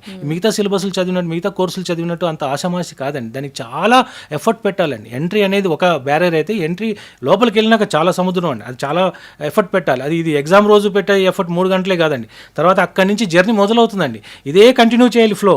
ఫ్లైట్ ఎక్కే రోజు సీరియస్గా ఉంటే సరిపోదండి, రిటర్న్ 6 ఏళ్ళ తర్వాత ఫ్లైట్ దిగేది వరకు కూడా ఇదే స్ట్రాంగ్ డిజైర్ ఉండాలి. అక్కడికి వెళ్ళినాక చాలా ఫ్యాక్టర్స్ ఎఫెక్ట్ చేస్తాయి, అట్రాక్షన్స్ ఉంటాయి, డీవియేషన్స్ ఉంటాయి. తర్వాత అక్కడికి వెళ్ళిన తర్వాత పాస్ అయిపోతుంటారు ఈజీగా, అంటే ఫిల్టరేషన్ చాలా ఈజీగా ఉంటుంది. సో ఇవన్నీ చాలా రాంగ్ స్టెప్స్. కాబట్టి ఖచ్చితంగా సి గ్రేడ్ కాలేజెస్కి వెళ్ళవద్దు. మరి C grade, A grade, B grade మాకెలా తెలుస్తుంది సార్ అంటే, మీరు సింపుల్గా ఎఫ్ఎంజీ ఎగ్జామ్కి సంబంధించిన ఎగ్జామ్ ఏదైతే కండక్ట్ చేస్తారో అందులో రిజల్ట్స్ గవర్నమెంట్ సైట్లో అవైలబుల్ ఉన్నాయి. ఎఫ్ఎంజీ రిజల్ట్స్ అని మీరు కొడితే మీకు ఎవ్రీ ఇయర్ ట్వైస్ ఉంటుంది, 2 సార్లు ఉంటుంది. అందులోకి వెళ్ళి కంట్రీ వైజ్గా, కాలేజ్ వైజ్గా అసలు ఏ కాలేజ్ నుంచి ఎంతమంది బయటకు వస్తున్నారు.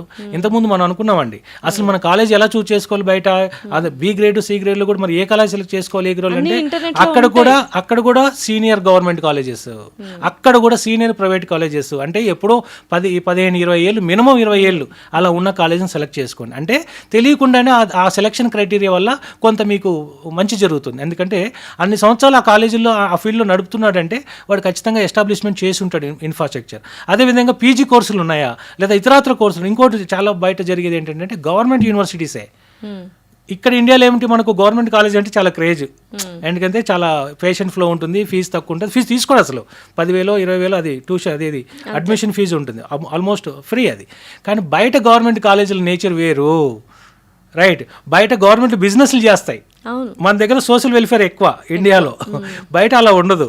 సో బయట ఏంటి, గవర్నమెంట్ కాలేజీలు ఉంటాయండి, యూనివర్సిటీలు ఉంటాయండి, అవి ఆర్ట్స్, కామర్స్ అన్నీ ఉంటాయండి. మెడిసిన్ వాళ్ళకి ఒక బ్రాంచ్ అండి. ఇక్కడ మెడికల్ కాలేజ్ అనేది సపరేట్ ఎస్టాబ్లిష్మెంట్ అండి, దానికి చాలా రిక్వైర్మెంట్ ఉంది. అలా వాళ్ళలాగా మనం పెట్టాలంటే ఈ పాటికి అన్ని ఇంజనీరింగ్ కాలేజీ లాగా మెడికల్ కాలేజీలు పెట్టేయచ్చండి. అంటే చాలా ఎంబీబీఎస్ కాలేజ్ అబ్రాడ్ లో చాలా చిన్నగా ఉంటాయి, చాలా చిన్న హాస్పిటల్స్ కూడా ఉండవు, ఏదో క్లాస్ రూమ్స్, థియరీ క్లాసులు. మనకి ఇక్కడ ఎట్లయితే బీటెక్, కామర్స్ అట్లుంటాయి, అట్లా ఎంబీబీఎస్ కాలేజెస్ కూడా ఉన్నాయి. ఫ్రాంక్లీ చెప్పాలంటే ఇంటర్మీడియట్ వీళ్ళు చదివిన కాలేజ్ అంత ఇన్ఫ్రాస్ట్రక్చర్ కూడా ఉండదు. నిజం చెప్తారు. సో అది చాలా ప్రమాదకరం యాక్చువల్గా. అలా అని పెద్ద పెద్ద బిల్డింగ్లు ఉంటేనే అది మెడికల్ కాలేజ్ అనేది కరేబియన్ ఐలాండ్స్లో చాలా వరకు చిన్న కాలేజీలు ఉంటాయండి, 2 స్టోరీ బిల్డింగ్లే, అసలు బిల్డింగ్లే పెద్దగా ఉండవు అక్కడ. కాకపోతే టీచింగ్ ఇన్ఫ్రాస్ట్రక్చర్ ఖచ్చితంగా కావాలి, మినిమం ఫెసిలిటీ కావాలి కదండి, క్లాస్ రూమ్స్ కావాలి, ల్యాబ్స్ కావాలి, లైబ్రరీ కావాలి, తర్వాత సెమినార్ హాల్స్ కావాలి, ఇలా మినిమం స్ట్రక్చర్ అయితే కావాలి. సో తర్వాత ఏంటి, టీచింగ్ ఫ్యాకల్టీ ఎవరు, వాళ్ళ ఎక్స్పీరియన్స్ ఏంటి టీచింగ్లో, తర్వాత బుక్స్ ఏమున్నాయి, తర్వాత పీజీ కోర్సెస్ ఏమున్నాయి, అంటే హయ్యర్ ఎడ్యుకేషన్ ఎంత ఎక్కువ ఉంటే అక్కడ అంత ఫెసిలిటీస్ ఉంటాయని అర్థం. తర్వాత మెడికల్ ఎడ్యుకేషన్లో చాలా జాగ్రత్త తీసుకోవాల్సింది, ఆ ఎఫ్ఎంజీ రిజల్ట్స్ మీరు కనుక చూస్తే కొన్ని కాలేజీల్లో మీకు ఉంటుంది 2,000 మంది రాసి ఉంటారు, అంటే గ్రాడ్యుయేట్స్ బయటకు వచ్చి ఎఫ్ఎంజీ రాసి ఉంటారు ఇండియాకి వచ్చిన తర్వాత, వాళ్ళలో 300, 400, 500 పాస్ అయి ఉంటారు. అంటే మిగతా వాళ్ళ పరిస్థితి ఏంటి, ఎక్కడైనా మెడికల్ కాలేజీలో 2,000, 3,000 మంది బయటకు వస్తారండి, అలా వస్తే అసలు వీళ్ళంతా బయటకు వెళ్ళాల్సిన పని లేదు, ఇండియాలో అన్ని మెడికల్ కాలేజీలు చేసేయచ్చు. సో అది అంత, అంటే మెడికల్ ఎడ్యుకేషన్ ప్రమాణం ఏంటంటే అండి, తక్కువ స్టూడెంట్స్ ఉండాలి, ఎక్కువ పేషెంట్స్ ఉండాలి, రైట్, స్టూడెంట్స్ తక్కువ ఉండాలి, పేషెంట్స్ ఎక్కువ ఉండాలి. అందుకే గవర్నమెంట్ కాలేజ్ ఇక్కడేమవుతుంది, స్టూడెంట్స్ ఎక్కువ ఉంటున్నారు, ఆ కంట్రీలో చాలా చిన్న కంట్రీలు ఉంటాయండి, వాళ్ళకి అటాచ్డ్ హాస్పిటల్ చాలా చిన్నవి ఉంటాయండి, పేషెంట్లు ఏమో వాళ్ళతో సగం కూడా ఉండరు, లేదా 20% కూడా ఉండరు. సో ఒక కేస్ షీట్ తీసుకొని అందరు అదే జరుగుతుందండి. అక్కడ ఏం జరుగుతుంది, పేషెంట్ లేనప్పుడు ఆ ఉన్న కేస్ షీట్ తీసుకొని అందరు కాపీ చేసుకుని, లాంగ్వేజ్ బ్యారియర్ ఒకటి ఉంటుంది, లాంగ్వేజ్ కమ్యూనికేషన్ ఉండదు. ఎందుకంటే అబ్రాడ్ వెళ్ళిన తర్వాత, ఈవెన్ మన కర్ణాటక వెళ్ళామనుకోండి, కర్ణాటక మెడికల్ కాలేజీలో చదివామనుకోండి, సో కర్ణాటక మెడికల్ కాలేజీ ఏదైతే ప్రాంతంలో ఉంటుందో ఆ ప్రాంతంలో చుట్టుపక్కల హాస్పిటల్. సో అక్కడికి వెళ్ళినప్పుడు నాకు తెలుగులో పేషెంట్ మాట్లాడలేడండి, ఎందుకంటే డిగ్రీ డీన్ ఇస్తాడండి, సబ్జెక్ట్ పేషెంటే ఇస్తాడండి. సో ఆ పేషెంట్తో మాట్లాడాలి, ఎంతలాగా మాట్లాడాలి, ఆ లెవెల్కి వెళ్ళి మాట్లాడాలి, అంతే, చాలా మాస్ లెవెల్. మనం స్మూత్గా నొప్పి పెడుతుంది కడుపు అనేది నొస్తుంది అంటారు, ఒక రకమైన యాసలో నొప్పి పుడుతుందని స్మూత్గా చెప్పేవాళ్ళు, అంటే ఒక మొరటు భాషలో ఆ పదాలు కూడా తెలిసి ఉండాలి. అంటే కమ్యూనికేషన్ బాగా జరిగితే, పేషెంట్ డాక్టర్ మధ్య కమ్యూనికేషన్ బాగా జరిగితే, ఎంత బాగా జరిగితే అంత బాగా సబ్జెక్ట్ వస్తుంది. చెప్పేదాన్ని బట్టి పేషెంట్ అన్ని ఇస్తాడండి మీకు, డాక్టర్ ఏం చేయాల్సిన పని లేదు, తనని మాట్లాడిచ్చే అవకాశం ఇస్తే అన్ని తనే చెప్తాడు, ఎక్కడ జరిగి ఎప్పుడు నొప్పి వస్తుంది, ఎక్కడి నుంచి వస్తుంది, ఎన్ని రోజుల నుంచి వస్తుంది, ఇంతకుముందు ఎప్పుడైనా జరిగిందా, ఇంతకుముందు నొప్పి వస్తుందంటే ఏం తిన్నావు, హిస్టరీ ఇస్ వెరీ ఇంపార్టెంట్. అది చాలా పేషెంట్ చెప్పగలరండి, పక్కన వచ్చిన అటెండెంట్ వాళ్ళు కూడా కాదండి, ఏం తిన్నావు, ఇంతకుముందు ఎప్పుడైనా వచ్చేదా. ఈ ఎలిమినేషన్ మెథడ్ అని ఉంటుందండి, స్టూడెంట్స్ కూడా ఎగ్జామ్లో రైట్ ఆన్సర్ తెలియనప్పుడు రాంగ్ ఆన్సర్స్ ఏదో తెలుసు, దాన్ని ఏం చేస్తారు, ముందు ఎలిమినేషన్ మెథడ్ చేయమంటారు, సో రైట్ ఆన్సర్ దొరికేస్తుంది. అలాగా పేషెంట్తో బాగా మాట్లాడితే, సపోజ్ ఎవరన్నా వచ్చి బాగా కడుపు నొప్పి పుడుతుందండి నిన్న నైట్ నుంచి అన్నారు అనుకోండి, ఎమ్మడే పాతకాలం లాగా 4 రకాల ట్యాబ్లెట్లు తీసి కలర్ ట్యాబ్లెట్లు ఇచ్చారు కదండి, మాట్లాడతాడు డాక్టర్, మాట్లాడాలి, ఎప్పటి నుంచి వస్తుంది నీకు, ఏం తిన్నావు, నీకేమైనా స్మోకింగ్ అలవాటు ఉందా, డ్రింకింగ్ ఏముందా, రాత్రి ఏమన్నా తాగావా, ఫంక్షన్కి వెళ్ళావా, అక్కడ ఫుడ్ ఎలా కుక్ జరిగింది, అంటే కుక్ ఫంక్షన్లో ఫుడ్ ఎలా ఉంటుంది, అంటే పేషెంట్ చుట్టూ ఎన్విరాన్మెంట్ మీద కూడా డాక్టర్కి పట్టు ఉండాలి. పేషెంట్ని పలకరిస్తే అన్ని ఆన్సర్లు ఆయన ఇస్తాడు, ఎలిమినేషన్ చేసుకుంటూ వచ్చేసి లాస్ట్లో దొరికేస్తుందండి. సింపుల్, ఇలా పని ఈజీ అండి. ఎంత ఎక్కువ మాట్లాడితే అంత, అఫ్ కోర్స్ పాస్ అయిపోయిన తర్వాత, డిగ్రీలు వచ్చిన తర్వాత, కొంచెం పెద్ద పెద్ద హాస్పిటల్ కట్టిన తర్వాత పేషెంట్తో మాట్లాడే టైము ఉండదు, ఎక్కువ మాట్లాడితే మళ్ళీ అదే టైము, ఈ మనీ అవన్నీ ఓకే, అది ఎర్నింగ్ స్టేజ్లో ఏమైనా చేయండి. లర్నింగ్ స్టేజ్లో నువ్వు ఎంత పేషెంట్తో స్పెండ్ చేస్తే అంత సబ్జెక్ట్ వస్తుంది. సబ్జెక్ట్ వచ్చాక లర్నింగ్లోకి నీ ఇష్టం, ఇదే కంటిన్యూ చేస్తావా, అది మనం సబ్జెక్ట్ కాదు, అది మీ చాయిస్ అది. సో కాబట్టి అబ్రాడ్ వెళ్ళినా కూడా, ఇక్కడ అబ్రాడ్లో మేజర్ సమస్య ఏంటంటే, అదే చెప్తున్నాను, ప్రాక్టికల్ ఎగ్జామ్లో ఎందుకు పోతుందంటే, అక్కడ సహజంగా ముందు పేషెంట్ లేరు, హాస్పిటల్ లేవు, తర్వాత ఉన్న పేషెంట్లతో లాంగ్వేజ్ ప్రాబ్లం ఉంది, మన type of disease patterns suppose మనకి సమ్మర్ వస్తే వడదెబ్బ తగిలింది అంటారు, సన్ స్ట్రోక్ అంటాం, ఇవి ఎక్కువ మనకి. మరి కోల్డ్ కంట్రీస్కి వెళ్తే అసలు సన్నే ఉండదు, సన్ స్ట్రోక్ ఎక్కడి నుంచి వస్తుంది, అంటే డిసీజ్ ప్యాటర్న్ కొంచెం చేంజ్ ఉంటుంది. Season of course human body ఎట్ వెళ్ళినా సేమ్ అదే స్ట్రక్చరే అదే ఫంక్షనే కాబట్టి no problem, but seasonal disease మీద కొంత వేరియేషన్. అందుకే ఇండియన్ గవర్నమెంట్ ఏముంటుందంటే, మీరు అక్కడ ఇంటర్న్షిప్ చేసినా కూడా మ్యాండేటరీ మళ్ళీ సిఆర్ఎంఐ మళ్ళీ ఇక్కడ కంపల్సరీ రొటేషన్స్ చేయాలి ఇక్కడ అని మళ్ళీ ఒక 1 year పెట్టి, ఎందుకంటే మీకు ఇక్కడ డిసీజెస్ ప్యాటర్న్ మీద, తర్వాత మెడికల్ ప్రాక్టీస్ కూడా ఉంటుందండి. ఇక్కడ legal medical cases, legal medical law ఉంటుందండి, అంటే ఒక పేషెంట్ ఇట్లా యాక్సిడెంట్ చేయడం ఏం చేయాలి, దానికి ఒక ప్రొసీజర్స్ ఉంటాయండి. సో ఆ కంట్రీకి ఈ కంట్రీకి డిఫరెంట్ ఉండదు. అంటే ఈ పిహెచ్సిలో ఇచ్చే వ్యాక్సినేషన్ కావచ్చు, లేదా గవర్నమెంట్ ఇచ్చే స్కీములు కావచ్చు, వీటి మీద అవగాహన రావాలి కాబట్టి 1 year ఇంటర్న్షిప్ కోసం పెడతారండి. అందుకే బయట వెళ్తున్నప్పుడు పేషెంట్లు ఉన్నారా లేదా, అసలు హాస్పిటల్స్ ఉన్నాయా లేదా, సహజ సహజంగా చాలా వాటి దగ్గర అక్కడ బయట దగ్గర హాస్పిటల్స్ ఉండడం లేదు. కాలేజ్ బిల్డింగ్లే చిన్న చిన్నవి ఉంటున్నాయి, ఇంకా హాస్పిటల్ మనం ఎక్స్పెక్ట్ చేయడం. కాబట్టి ఖచ్చితంగా రీసెర్చ్ చేయండి. అందులో తక్కువ మంది స్టూడెంట్స్ ఉండాలి, ఎక్కువ ఇన్ఫ్రాస్ట్రక్చర్ ఉండాలి, ఎక్కువ హాస్పిటల్స్ అటాచ్మెంట్ ఉండాలి, అంటే ఎక్కువ పేషెంట్స్ ఉండాలి. ఈ క్రైటీరియా సెలెక్ట్ చేసుకోండి. తక్కువ ఫీజుకి వస్తుందనో లేదా అందరూ వెళ్తున్నారో దానికి బాగా అడ్వర్టైజ్మెంట్ బాగా జరిగిందనో అట్లా వెళ్ళడం చేయకండి. దాన్ని రీసెర్చ్ చేయండి. కొంచెం నలుగురు ఒపీనియన్ తీసుకోండి. ఎవరు కన్సల్టెంట్ ఒపీనియన్ కాదు, కన్సల్టెంట్ ఒపీనియన్ని మీ ఫ్యామిలీ మెంబర్స్లో ఎడ్యుకేటెడ్ ఎవరైనా ఉంటే, లేదా మీరు చదువుకున్న స్కూళ్ళల్లో కాలేజీలో ఎవరైనా టీచర్స్ ఉంటారు వాళ్ళని అడిగి, ఎందుకంటే వాళ్ళకి బయాస్ ఉండదండి, వాళ్ళకేమీ వీళ్ళ మీద బిజినెస్ స్కోప్ ఉండదండి. కన్సల్టెంట్ ఎప్పుడు వాడు ప్రాస్పెక్టివ్లో అని చెప్తాడు. కాబట్టి అలా ఎడ్యుకేటెడ్ ఫ్యామిలీ మీ ఇంట్లో ఉంటే మంచిది. లేదా మీ ఊర్లో లేదా మీ స్కూల్లో ఎక్కడో చోట ఒక నలుగురిని మీరు కనుక వాళ్ళ ఒపీనియన్ తీసుకుంటే వాళ్ళు ఖచ్చితంగా మీకు కొంత అనాలిసిస్ చేసి మీకు ఇవ్వగలుగుతారు. కాబట్టి సరైన నిర్ణయము, సరైన రీసెర్చ్ చేస్తేనే వస్తుంది. సరైన నిర్ణయం ఉంటేనే రేపొద్దున రిజల్ట్స్ సరిగ్గా ఉంటాయి. మనం రీసెర్చ్ ఏమీ చేయకుండా ఆయన వెళ్తున్నాడు, ఈయన వెళ్తున్నాడు, వాళ్ళు చెప్పారు వీళ్ళు చెప్పారు అని చెప్పేసి వెళ్ళిపోయి, లేదా మనం ఆ టీవీలో చూసాం ఈ టీవీలో చూసాం అమెరికా వెళ్ళిపోవచ్చు, ఈ భ్రమంలో అంటే ఈ అభూత కల్పనలకి ఆకర్షితులై ఈ భ్రమంలో కనుక వెళ్తే రేపు 6 సంవత్సరాల తర్వాత లైఫ్ ఎటూ కాకుండా మధ్యలో అంటే కెరీర్ సెటిల్ అవ్వదు. అంటే ఆ స్టూడెంట్ రేపొద్దున ఎగ్జామ్ పాస్ అవ్వలేని స్టూడెంట్, లేదా ఎగ్జామ్కి ఎలిజిబిలిటీ లేని స్టూడెంట్, అంటే నీట్ రాయకుండా వెళ్తే ఎలిజిబిలిటీ లేదు, అసలు రాయలేడు. సో ఆ ఫ్యామిలీకే కాదు దేశానికి కూడా బర్డన్ అవుతాడు. అంటే అదొక అన్యూజ్డ్ అంటే యూజ్లెస్ హ్యూమన్ రిసోర్స్ అయిపోతుంది. అది చాలా పెయిన్ఫుల్. నాట్ ఓన్లీ పేరెంట్స్, అంటే ఒక వయసు వచ్చిన 25-30 ఏళ్ళు దగ్గర వస్తాయి మెడిసిన్ అయిపోయేపాటికి. సో అంత 6 ఏళ్ళు స్పెండ్ చేసి ఒకటో రెండో లాంగ్ టర్మ్లో అయి ఉంటాయి. సో ఇంత స్పెండ్ చేసిన తర్వాత అది ఇటు పనికి రాకుండా పోతే అది చాలా పెయిన్ఫుల్. కాబట్టి అది అంత దౌర్భాగ్య పరిస్థితి రాకూడదు అంటే ముందే జాగ్రత్తగా బాగా కొంచెం టైం స్పెండ్ చేయండి, రీసెర్చ్ చేయండి, తెలియకపోతే తెలిసిన వాళ్ళని అడగండి. తర్వాత తెలుసుకున్న దాన్ని కూడా మళ్ళీ వెరిఫై చేయండి. ఒక ఫ్యామిలీ మీటింగ్ పెట్టుకోండి, లేదా ఒక ఎక్స్పర్ట్తో మీటింగ్ పెట్టుకోండి. అంటే టీచర్స్, కన్సల్టెంట్, కమర్షియల్ ఉన్న వాళ్ళ దగ్గరికి వెళ్ళకండి. వాళ్ళు ఎప్పుడు వాళ్ళ వర్షను వాళ్ళ ఒక యాంగిలే చెప్తారు. మీరు కామన్ న్యూట్రల్ పర్సన్స్ దగ్గరికి వెళ్ళండి, వాళ్ళు మీకు బాగా సజెషన్ చేయగలరు. అందులో కూడా నెంబర్ ఆఫ్ పర్సన్స్ దగ్గరికి వెళ్ళండి. ఇప్పుడే చేయాలి రీసెర్చ్ అంతా. డెసిషన్ తీసుకున్నాక ఇంకేమీ లేదు, వెళ్ళిపోయిన తర్వాత ఇంకేమీ లేదు, చేతులు కాలినట్టు. సో ఇంటర్మీడియట్ సెకండ్ ఇయర్ అయిన తర్వాతను అవ్వకముందో స్టార్ట్ అయ్యే ముందో లాస్ట్లోనూ ఆ డెసిషన్ అనేది తీసుకోవాలి. ఏం చేయాలి నెక్స్ట్ అనేది ఒక మంచి ఆలోచన అనేది చేయాలి. స్వీట్ మాటలకి లేదా ఈ అమెరికా లాంటి ఈ అంటే కళ్ళబొల్లి కబుర్లకి చెప్తున్నాడు అలా అంటే ముందు అవాయిడ్ చేయండి. అతను ఈజీగా యుఎస్ అని పేరు చెప్పి, ఎందుకు నీ కాలేజ్ పేరు చెప్పట్లా, ఎందుకు నువ్వు తీసుకెళ్లే కంట్రీ దాని యొక్క గొప్పలు చెప్పట్లా, ఎందుకు యుఎస్ను వాడుతున్నావు, యుఎస్కి నీకు సంబంధం ఏంటి అసలు. కొంతమంది యుఎస్కి ఇప్పుడు కూడా వెళ్ళి ఉంటారండి, యుఎస్ ఎమ్మెల్యే వాడేస్తారు. చెప్పేవాడే వెళ్ళి ఉంటాడు ఇప్పుడు దాకా, కానీ యుఎస్ పేరు వాడేస్తాడు.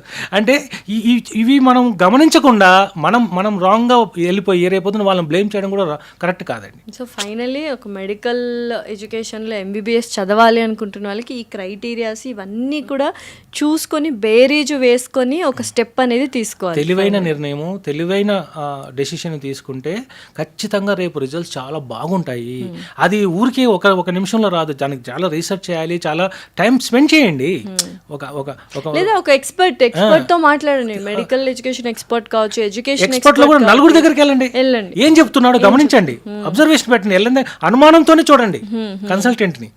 మీరు నమ్మకండి గుడ్డిగా, ఫస్ట్ నుంచి అనుమానంగా చూడండి. ఏం చెప్తున్నాడు, కష్టపడి చదవాలని చెప్తున్నాడా, లేదా ఈజీగా అయిపోతుందని చెప్తున్నాడా, నీట్ క్వాలిఫై కాకపోయినా అంటే ఇట్లాంటివన్నీ చెప్తున్నాడా, అంటే ఈజీగా నీట్ అవసరం లేదు ఇవన్నీ చెప్తున్నప్పుడు ఫస్ట్ వాళ్ళని అవాయిడ్ చేయడం బెటర్. నమస్కారం పెట్టేసి బయటకు వచ్చేసేయండి. నీట్ వద్దు అంటున్నాడు, ఈజీగా పాస్ అయిపోతుంటే అమెరికా వెళ్ళిపోతా అంటే గొప్ప అన్ని చెప్తాడు, అభూత కల్పనలు ఇస్తున్నాడు మీకు. సో ఖచ్చితంగా దూరం పెట్టండి. నిజాలు చెప్తున్నాడు అనుకోండి ఎవరైనా, ఖచ్చితంగా నువ్వు నీట్ క్వాలిఫై కావాలి, నీకు ఇంటర్లో చాలా తక్కువ మార్కులు ఉన్నాయి, మార్కులు ఎక్కువ ఉండాలి మరి ఖచ్చితంగా, లేకపోతే రేపు ఈ ఫౌండేషన్ లేకపోతే అంత పెద్ద సబ్జెక్ట్ని ఎట్లా నువ్వు డైజెస్ట్ చేసుకుంటావు, అది ఎట్లా నువ్వు దాన్ని ఇది చేయగలుగుతావు.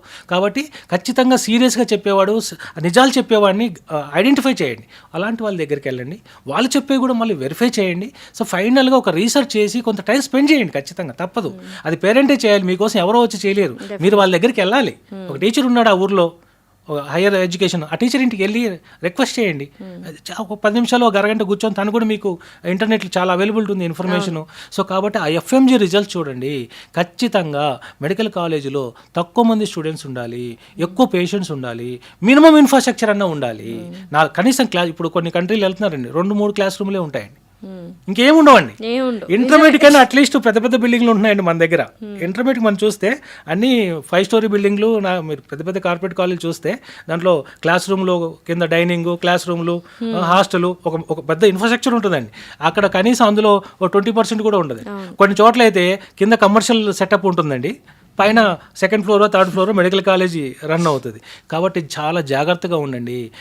మిమ్మల్ని అడ్మిషన్ కోసం అంటే వాడికి అంటే ఇక్కడ చాలా జాగ్రత్తగా గమనించాల్సింది ఏంటంటే స్టూడెంట్కి అనేది ఇది కెరీర్, భవిష్యత్తు. పేరెంట్ది బాధ్యత. కన్సల్టెంట్ అనేవాడిది వాడి ఒక వ్యాపారం. సో వాడు మీకు మంచి ఎందుకు చెప్తాడు? రైట్. మీ ఇద్దరు అంటే ముగ్గురు సరైన వాళ్ళు అయి ఉండి ముగ్గురు కలిసి కష్టపడి చేస్తే, ఎస్పెషల్ అబ్రాడ్ ఎడ్యుకేషన్లో. ఇండియా అనుకోండి, ఖచ్చితంగా కాశ్మీర్ దాకైనా వెళ్ళి ట్రైన్లోనో, ఫ్లైట్లోనో, బస్సులోనో వెళ్ళి చూసుకుని రాగలుగుతారు. అబ్రాడ్లో ఛాన్స్ ఉండదు, పేరెంట్కి వెళ్ళి చూసుకొచ్చే అవకాశం ఉండదు. కాబట్టి కన్సల్టెంట్ చెప్పే వాటిని నమ్మి మోసపోయే ఛాన్సెస్ ఎక్కువ అవుతుంది కూడా, అందరు డౌటే లేదని మనమేం ఆపలేం. కాబట్టి ఉన్నంత వరకు జాగ్రత్తలు చెప్పడమే మనం చేయగలమే. కానీ ఈవెన్ మీరు బ్లైండ్గా ఉండి కన్సల్టెంట్ని బ్లేమ్ చేయడం కూడా రాంగ్ అండి. మీరు యూఎస్ మీద ఆకర్షితులు అవుతున్నారు కాబట్టి యూఎస్ వాడుతున్నాడు. మీరు నీట్ క్వాలిఫై కాలేదు కాబట్టి అయినా పర్వాలేదు నేను తీసుకెళ్తా అన్నాడు. క్వాలిఫై అయితే మీకు ఆ సమస్య లేదుగా, ఆ ఉచ్చులో పడరుగా. అలా బ్లేమ్ చేయడం కూడా రాంగ్ అండి. సో మీరు తెలివిగా ఉండడము, తెలివైన డెసిషన్ తీసుకోవడమే మీకు మంచి భవిష్యత్తుని ఇస్తుంది తప్పితే అవతలని బ్లేమ్ చేయడం వల్ల మీకేమి భవిష్యత్తు రాదండి. జరగాల్సిన నష్టం జరిగిపోద్దండి. అది ఇర్రిపేరబుల్. అంటే దాన్ని మళ్ళీ డ్యామేజ్ని మళ్ళీ దాన్ని రివర్స్ చేయలేమండి. అయిపోయింది. అది ఇంకా అయిపోయిన తర్వాత కెరీర్ అంతా నాశనం అవుతుంది. కాబట్టి తెలివిగా ఉండండి, తెలివైన వాళ్ళ దగ్గరికి వెళ్ళండి, నలుగురిని సంప్రదించండి, ఎక్సర్సైజ్ బాగా చేయండి. ఖచ్చితంగా ఆ కాలేజీని సెలెక్ట్ చేసుకున్నప్పుడు సీనియారిటీ, దాని ఏజ్, దాని ఒక హైయర్ ఎడ్యుకేషను, దాని నుంచి బయటకు వచ్చిన వాళ్ళు ఎంతమంది వస్తున్నారు, గుంపులు. ఇంటర్మీడియట్ కాలేజీలు కూడా 1000 మంది ఉండట్లేదండి ఈ మధ్య. దాన్ని కూడా సెలెక్ట్గా చూస్ చేసుకుంటారు. లాంగ్ టర్మ్కి వెళ్ళినప్పుడు ఏం చేస్తారండి వీళ్ళు? ఎంతమంది ఉన్నారు క్లాస్ రూమ్కి? 20 మెంబర్స్ అంటే అట్రాక్ట్ అవుతారండి వీళ్ళు లాంగ్ టర్మ్కి. కొందరు చెప్తారు మా 20 బ్యాచ్ 40 ఎంతమంది ఉంటారు, మా దగ్గర లిమిటెడ్గా ఉంటారు. అలాంటి వాళ్ళ దగ్గరికి వెళ్తున్నాం కదా. మరి లాంగ్ టర్మ్కే అలా అవసరమైనప్పుడు మెడికల్ కాలేజీలో 1000 మంది ఎలా ఉంటారు? కొందరు కాలేజీలు ప్రమోషన్లోనే చెప్తారు, మేము ఇంతవరకు ఒక 5000 మందిని గ్రాడ్యుయేట్, అదే 5000 మందిని గ్రాడ్యుయేట్ చేస్తే మెడికల్ కాలేజ్ అవుతుంది, ఇంటర్మీడియట్ కాలేజ్ అవుతుంది. రైట్. కాబట్టి ఇవి కొంచెం గమనించండి. ఏం చేస్తున్నారు, ఏ అంశాల ఆధారంగా మిమ్మల్ని అట్రాక్ట్ చేస్తున్నారు? మంచి విషయాలు చెప్తున్నారా లేదా ఈజీ విషయాలు చెప్పి అట్రాక్ట్ చేస్తున్నారు? అందులోనే మీకు ఆన్సర్ దొరికేస్తుంది. కొంచెం వైజ్గా, తెలివిగా కళ్ళు ఓపెన్ చేసుకొని ఉండడం ఒకటే. కళ్ళు చెవులు చాలా జాగ్రత్త ఓపెన్ చేసి వాళ్ళు విని వాళ్ళు ఏం చెప్తున్నారు, ఏ డైరెక్షన్లో మనల్ని తీసుకెళ్తున్నారు, ఈజీ మెథడ్ చూపిస్తున్నారా? ఖచ్చితంగా ఎవరు బయటికి వెళ్తారండి? ఇక్కడ సీట్ కొట్టలేని వాడే వెళ్తాడు. ఫ్రాంక్లీ స్పీకింగ్, ఒక రకమైన B grade student. Right. A grade student ఇక్కడ కొట్టేస్తాడు కదా, లాంగ్ టర్మ్లోనో 1 2. సో బి గ్రేడ్ స్టూడెంట్ బయట అంటే అక్కడికి వెళ్ళినప్పుడు ఇంకెంత జాగ్రత్తగా చదవాలి. సో కాబట్టి అక్కడికి వెళ్ళి చదవడం స్టూడెంట్ చేతుల్లో ఉంది. తర్వాత అక్కడ ఉన్న ఫెసిలిటీస్ కనుక లేకపోతే, స్టూడెంట్ ఒకవేళ చదవ ఇంట్రెస్ట్ ఉన్నా కూడా అక్కడ వాతావరణం లేకపోతే, ఆబ్వియస్లీ ఉన్న వాతావరణాన్ని బట్టి ఎడ్యుకేషన్ అందుతుంది. ఇవన్నీ బోల్డ్ అని చెక్ లిస్టులు ఉన్నాయి, అవన్నీ ఖచ్చితంగా పాటించాల్సిందండి. మనం పాటించకుండా, మనం వెరిఫై చేయకుండా ఆ కన్సల్టెంట్నో, ఆ కంట్రీనో, ఆ కాలేజీనో బ్లేమ్ చేయడం చాలా రాంగ్. అందుకే ఎన్ఎంసీ గైడ్ లైన్స్ బాగా అబ్జర్వ్ 5 పాయింట్లు చెప్పారండి. ఇంగ్లీష్ టీచింగ్ ఉండాలి. కొన్ని కంట్రీలో ఏముంటుందని క్లాస్ రూమ్లో ఇంగ్లీష్ ఉంటుంది, అంటే ఫ్యాకల్టీ స్టూడెంట్స్ మధ్య ఇంగ్లీష్ ప్రాబ్లం లేదు. అది కాదు ఎన్ఎంసీ చెప్పిన ఉద్దేశం. దాని ఉద్దేశం ఏంటంటే కోర్స్ మొత్తం ఇంగ్లీష్లో ఉండాలి. తర్వాత వాళ్ళు పెట్టే లైసెన్స్ ఎగ్జామ్ 2వ క్రైటీరియా, అది కూడా 3-4 క్రైటీరియాలో అది కూడా ఉంది, ఇంగ్లీష్ ఉండాలి. తర్వాత ఒకే కంట్రీలో, ఒకే కాలేజీలో మీరు కంప్లీట్ చేయాలి. కొంతమంది ఏం చేసేవాళ్ళు, ఇంతకుముందు గతంలో ఒక కంట్రీలో వెళ్ళి దాంట్లో ఒక చోట 2 సంవత్సరాలు చదివి ఇంకో చోటకి వెళ్ళిపోయి ఇలా ట్రాన్స్ఫర్లు అయిపోయి వెళ్ళేవాళ్ళు. Government of India special NMC ఏం చెప్పిందంటే, మీరు ఒకే చోట ఏ కాలేజీకి వెళ్తున్నారో, ఏ కంట్రీకి వెళ్తున్నారో అక్కడే కంప్లీట్ చేయాలి. తర్వాత 3వది ఏం చెప్పింది, మీరు వెళ్ళినప్పుడు ఆ కంట్రీ ఏదైతే మీరు డిగ్రీ ఇస్తుందో ఆ కంట్రీ కానీ కాలేజీ, ఆ డిగ్రీ అక్కడ చెల్లుబాటు అయ్యేలాగా ఉండాలి. అంటే అక్కడ లైసెన్స్ ఎగ్జామ్ రాయాలి. సో అక్కడ మీరు ప్రాక్టీస్ చేసుకునే విధంగా ఉండాలి. ఇప్పుడు వాళ్ళు మీకు డిగ్రీ ఇచ్చి పంపిస్తున్నారు కదా. గవర్నమెంట్ ఆఫ్ ఇండియా ఒపీనియన్ ఏంటంటే, వాస్తవం కూడా స్టాటిస్టిక్స్ కూడా ఏం చెప్తున్నాయంటే, బయటికి వెళ్ళి వచ్చిన వాళ్ళలో మ్యాక్సిమం 30% మంది కంటే కూడా పాస్ అవ్వట్లేదు. అంటే 70% స్టూడెంట్స్ ఎఫ్ఎంజీ పాస్ అవ్వట్లేదు. ఓన్లీ మొన్న వచ్చిన రిజల్ట్స్ అయితే 12.8. సో మిగతా వాళ్ళు ఏంటి పరిస్థితి? సరే ఇంకో అటెంప్ట్ రాస్తాడు. ఎన్ని అటెంప్ట్స్ పెరిగితే అంత ఛాన్సెస్ తగ్గుతుంటాయి. ఫ్రెష్గా వేడి మీద వచ్చినప్పుడే ఎగ్జామ్ అయిపోవాలి. లేదు ఒకసారి అటు ఇటుగా అయినా ఇంకో ఛాన్స్ 3-4 అటెంప్ట్స్ దాటేసినాయి అంటే ఇంకా ఛాన్సెస్ తగ్గుతున్నట్టే అర్థము. అంటే అతనిలో ఒక ఇది కూడా తగ్గిపోతుంది, సహజంగా కూడా ఆ ఫ్రెష్నెస్ పోతుంది, ఆ కాలేజ్ నుంచి తెచ్చిన నాలెడ్జ్ డైల్యూట్ అవుతూ ఉంటుంది ఖచ్చితంగా. కాబట్టి మీరు బయటికి వెళ్తున్నప్పుడు ఈ కాలేజీలు సెలెక్ట్ చేసుకుంటున్నప్పుడు ఈ జాగ్రత్తలు తీసుకోకపోతే చాలా ఇబ్బంది పడతారు. అందుకే ఏం చెప్పింది అక్కడ రిజిస్టబుల్ డిగ్రీ అంది. కొన్ని కంట్రీలో క్లాస్ రూమ్లో ఏంటి ఫారిన్ ఫ్యాకల్టీతో చెప్పిస్తున్నారు, కానీ అక్కడ లైసెన్స్ ఎగ్జామ్ ఇంగ్లీష్లో ఉండదు.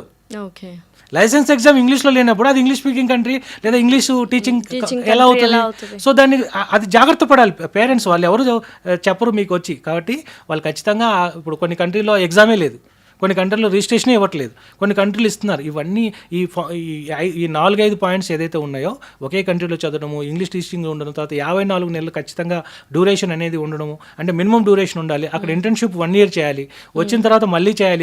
ఇక్కడ సిస్టానికి అలవాటు పడాలి. అక్కడ కూడా 1 year ఎందుకు చేయాలి? మరి అక్కడ ఉండాలంటే మరి 1 year వాళ్ళ సిస్టమ్ కూడా మీకు అలవాటు కావాలి కదా. సో కాబట్టి ఈ 5-6 పాయింట్లు ఏదైతే ఎన్ఎంసీ చెప్పిందో వాటిని చాలా జాగ్రత్తగా గమనించండి, వాటిని బాగా విశ్లేషించండి. అది గవర్నమెంట్ జీవోస్ ఎప్పుడు కూడా చాలా చిన్నగా ఉంటాయి, ఒక లైన్ అండి, దానిలో మీనింగ్ చాలా డెప్త్గా ఉంటుంది. కాబట్టి ఆ మీనింగ్ని అనాలిసిస్ చేయండి.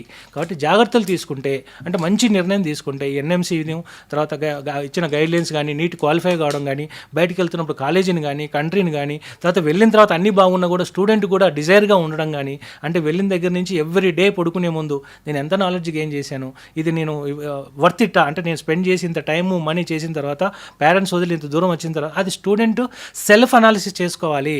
ఆ రకమైన అనాలిసిస్, ఆ రకమైన యాటిట్యూడ్ స్టూడెంట్కి ఉంటే ఖచ్చితంగా మంచి రిజల్ట్స్ వస్తాయి. సో ఓవరాల్గా మీరు డెసిషన్ మీరే తీసుకోవాలి అండ్ ఫ్యూచర్ కూడా మీదే, కాబట్టి చూస్ వైజ్ డెసిషన్ అంటున్నారు.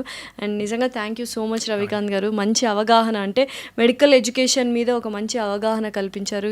నిజంగా ఇంటర్మీడియట్ అయిపోయిన పిల్లలకి ఈ వీడియో చాలా యూస్ఫుల్గా ఉంటుంది, ఎస్పెషల్లీ పేరెంట్స్కి. Thank you so much. Thank you అండి, థ్యాంక్ యూ వెరీ మచ్.